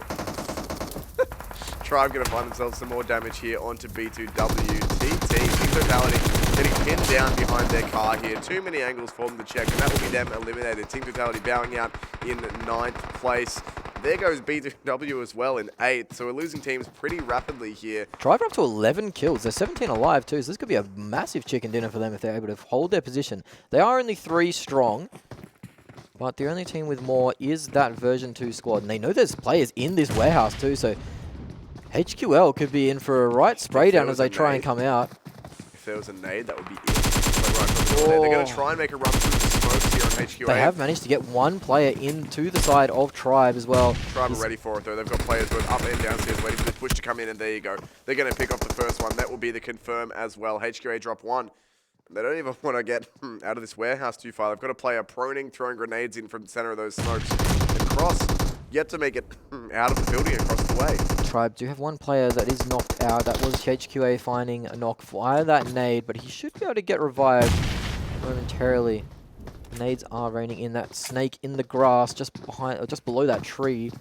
Wildcard lose. He's got another nade zone as well. Ooh, this nade could be quite big if he can get us through the window. He hears a player going around with the footsteps now, but he hasn't managed to land that nade in time. He's just holding it out at the moment, being patient. Patience is a virtue. Is more kills for Revenant. He has been spotted at that tree. He's dropping very low. Nowhere to go. Ends up getting picked off. We're going to get that. Maybe not. He's still behind the tree, but that said, his teammate Cross is yet to move. He's still hanging out in that warehouse. And yeah, I think Cross has resigned himself to taking a loss, as Tribe are now only 2 strong. They got 1 player actually was taken out by that HQA engagement, so they are weaker. Version 2 have lost a player as well, as Revenant are stuck in the blue, trying to push in. Just about get through the window there. Version 2 not able to confirm them just yet. Then they're actually going to lose the player who's up on the roof. It's a 2v2v2 now. Tribe, Revenant, and Version 2 all have 2 players remaining. This should be a wipe on the Revenant though. They're healing, and that should be easy. Take the res off. No, they didn't. Okay. He did get the res off, but now the player is only on 1 HP. And does he miscount here? There's Surely he knows that player is there. I don't think he does. He's healing outside. That's Oh no, he's being knocked and he's confirmed too. That's version 2 down to just one player. Tribe with 2 if they can get the Espinoza res. with 6 kills as well. I believe he had 7 in a previous game, so he's been fragging out hard It's today. 11 kills for them. 15 now on Tribe. Goodness me. If they can get these last couple kills, they will just one more remaining. It's only one more remaining for the side Can't of... quite equal Gaming, but should be a chicken dinner for them then. It's Espinoza, though. He has been fragging out this map. If anyone's going to be able to get it done, then potentially him. But these two players are split. It's one on up top, one on the... Or out, one on the building, one on the side. I should he gets say, the but he's gonna get knock. that. Now he's just got to figure out where Memo is playing over by this tree. Espinoza is low, but now that gunfire is going to give away exactly where Memo is playing from. He's going to force the issue here. Try and get in close. 3 kills for him this game. Espinoza might have Espinoza's done it! He's done it. He's found himself a 1v2 for 9 Revenants kills to grab too. the chicken dinner. 9 kills for him in the game. That is an amazing performance from Espinoza. Left as the last man alive. He kills the player on the roof, unable to be resurrected because of the angle that he's at. You're not going to be able to climb on that roof at that stage of the game. Picks up 9 kills for the game. Our top killer in North America was on 10 before this day. And I think that's certainly the highest single game tally that we've seen. Oh, certainly is. It'll definitely get him into the top performance. Didn't he get like... He got a 6K before, 6 or I'm 7 sure, on last Miramar, game. So yeah. 9 is certainly the highest we've, or you and I, are yet to see. I'm not sure about the entire PMCO thus far, as we're not watching all of it, but 9 in one map is certainly the highest that we've seen. If we have a look back at the game that was here, the last time that we wound up on Erangel for the day, and here already you're starting to see Tribe getting some frags happening from very early in this game. Some big important frags too on the Pittsburgh Knights, team that has been probably the team of the day up until this game. Tribe played it very well, but again they fall at the final hurdle. Pittsburgh Knights fell on the final hurdle the game before. Now it's Tribe's turn. This was Tribe holding that compound for so long. This crash that went so poorly. They collected so many free kills at this compound. This was another one. As teams tried to rotate into them, they didn't get the memo, and Tribe managed to take out a lot of gamers. That said, I think Tribe are going to be right behind in terms of the points, because sure, we did have Espinoza on Revenants getting 9 kills, but the rest of his team didn't get too much, whereas Tribe, we had, what, 6, 8, 15 kills for a second place, so I think that it's going to be close between the top 3 of this Group C-D clash, actually. Yeah, 13 kills for Revenant, 15 for Tribe, and the Knights obviously got none in that game because they went out in 16th place, but they had a good couple previous games, so I think, the final leaderboard will be quite close. This is Method's compound crash failed up. We see the line up there. Unfortunately for Method and GRUNTo, they both had pretty woeful days play, but there is still hope, as there is still 8 games remaining for these teams after today. This was Espinoza clutching up in the final moments, using that M4 to precision. The other thing is, sorry, with Method and those teams who are currently in the bottom 16, you realistically only need one good game, right? Like, you want more than that, but given how many teams that we're having who are, it's not the same teams every time, usually. Method have had some rough games, but overall, we're not seeing a trend of it's always the same team in 16th, it's always the same team in 15th, whatever, right? Correct. So there's constantly a couple different teams that are shuffled through only getting 1 point per game. So if you can have one game where you get yourself 20, 25, something like that, then all of a sudden you might just move yourself out of that bottom 8, because remember, it's bottom 8 out of 32 teams, not out of 16. Either way, this is the scoreboard for the game we just finished. 13 kills for Revenants and a chicken dinner. 15 for Tribe in their second place. Version 2 with 9, so some pretty high frags from the top 3. It was a pretty high fragging game indeed. 15 for Tribe, that's a big number. But those top 3 really stepped up this game. Version 2, they've collected some nice points off this one. ABADDON, who had been previously quiet, they've picked up a few. The Unnamed, who's been pretty consistent top 5, top 6 throughout the day. They've picked up another top 6 finish and netted themselves into the double-digit points. As we're going to flip over and see the second half of the team sheet soon enough. Wildcard at the bottom, only 1 kill but 6 placement points. They ended up in that Roshok fight for quite a while. There we go, Pittsburgh Knights, 1 point.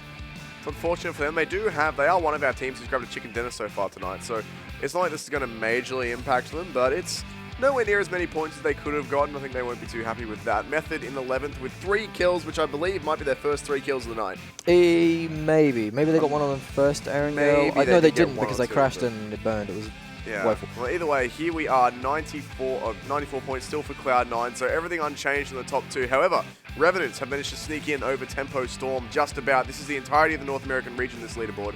Revenants with a double chicken dinner. I forgot they run one earlier. Yeah, they definitely got a double chicken dinner day, and they also got a second place, I believe, or a third place in the mix there. So that's a pretty stacked top half of the leaderboard. We see a lot of teams from this C and D area, just because it was so close. There were so many teams getting chicken dinners, getting higher placements as well. We have Totality, Tribe, Pittsburgh Knights, Unnamed, and Revenants all featuring today.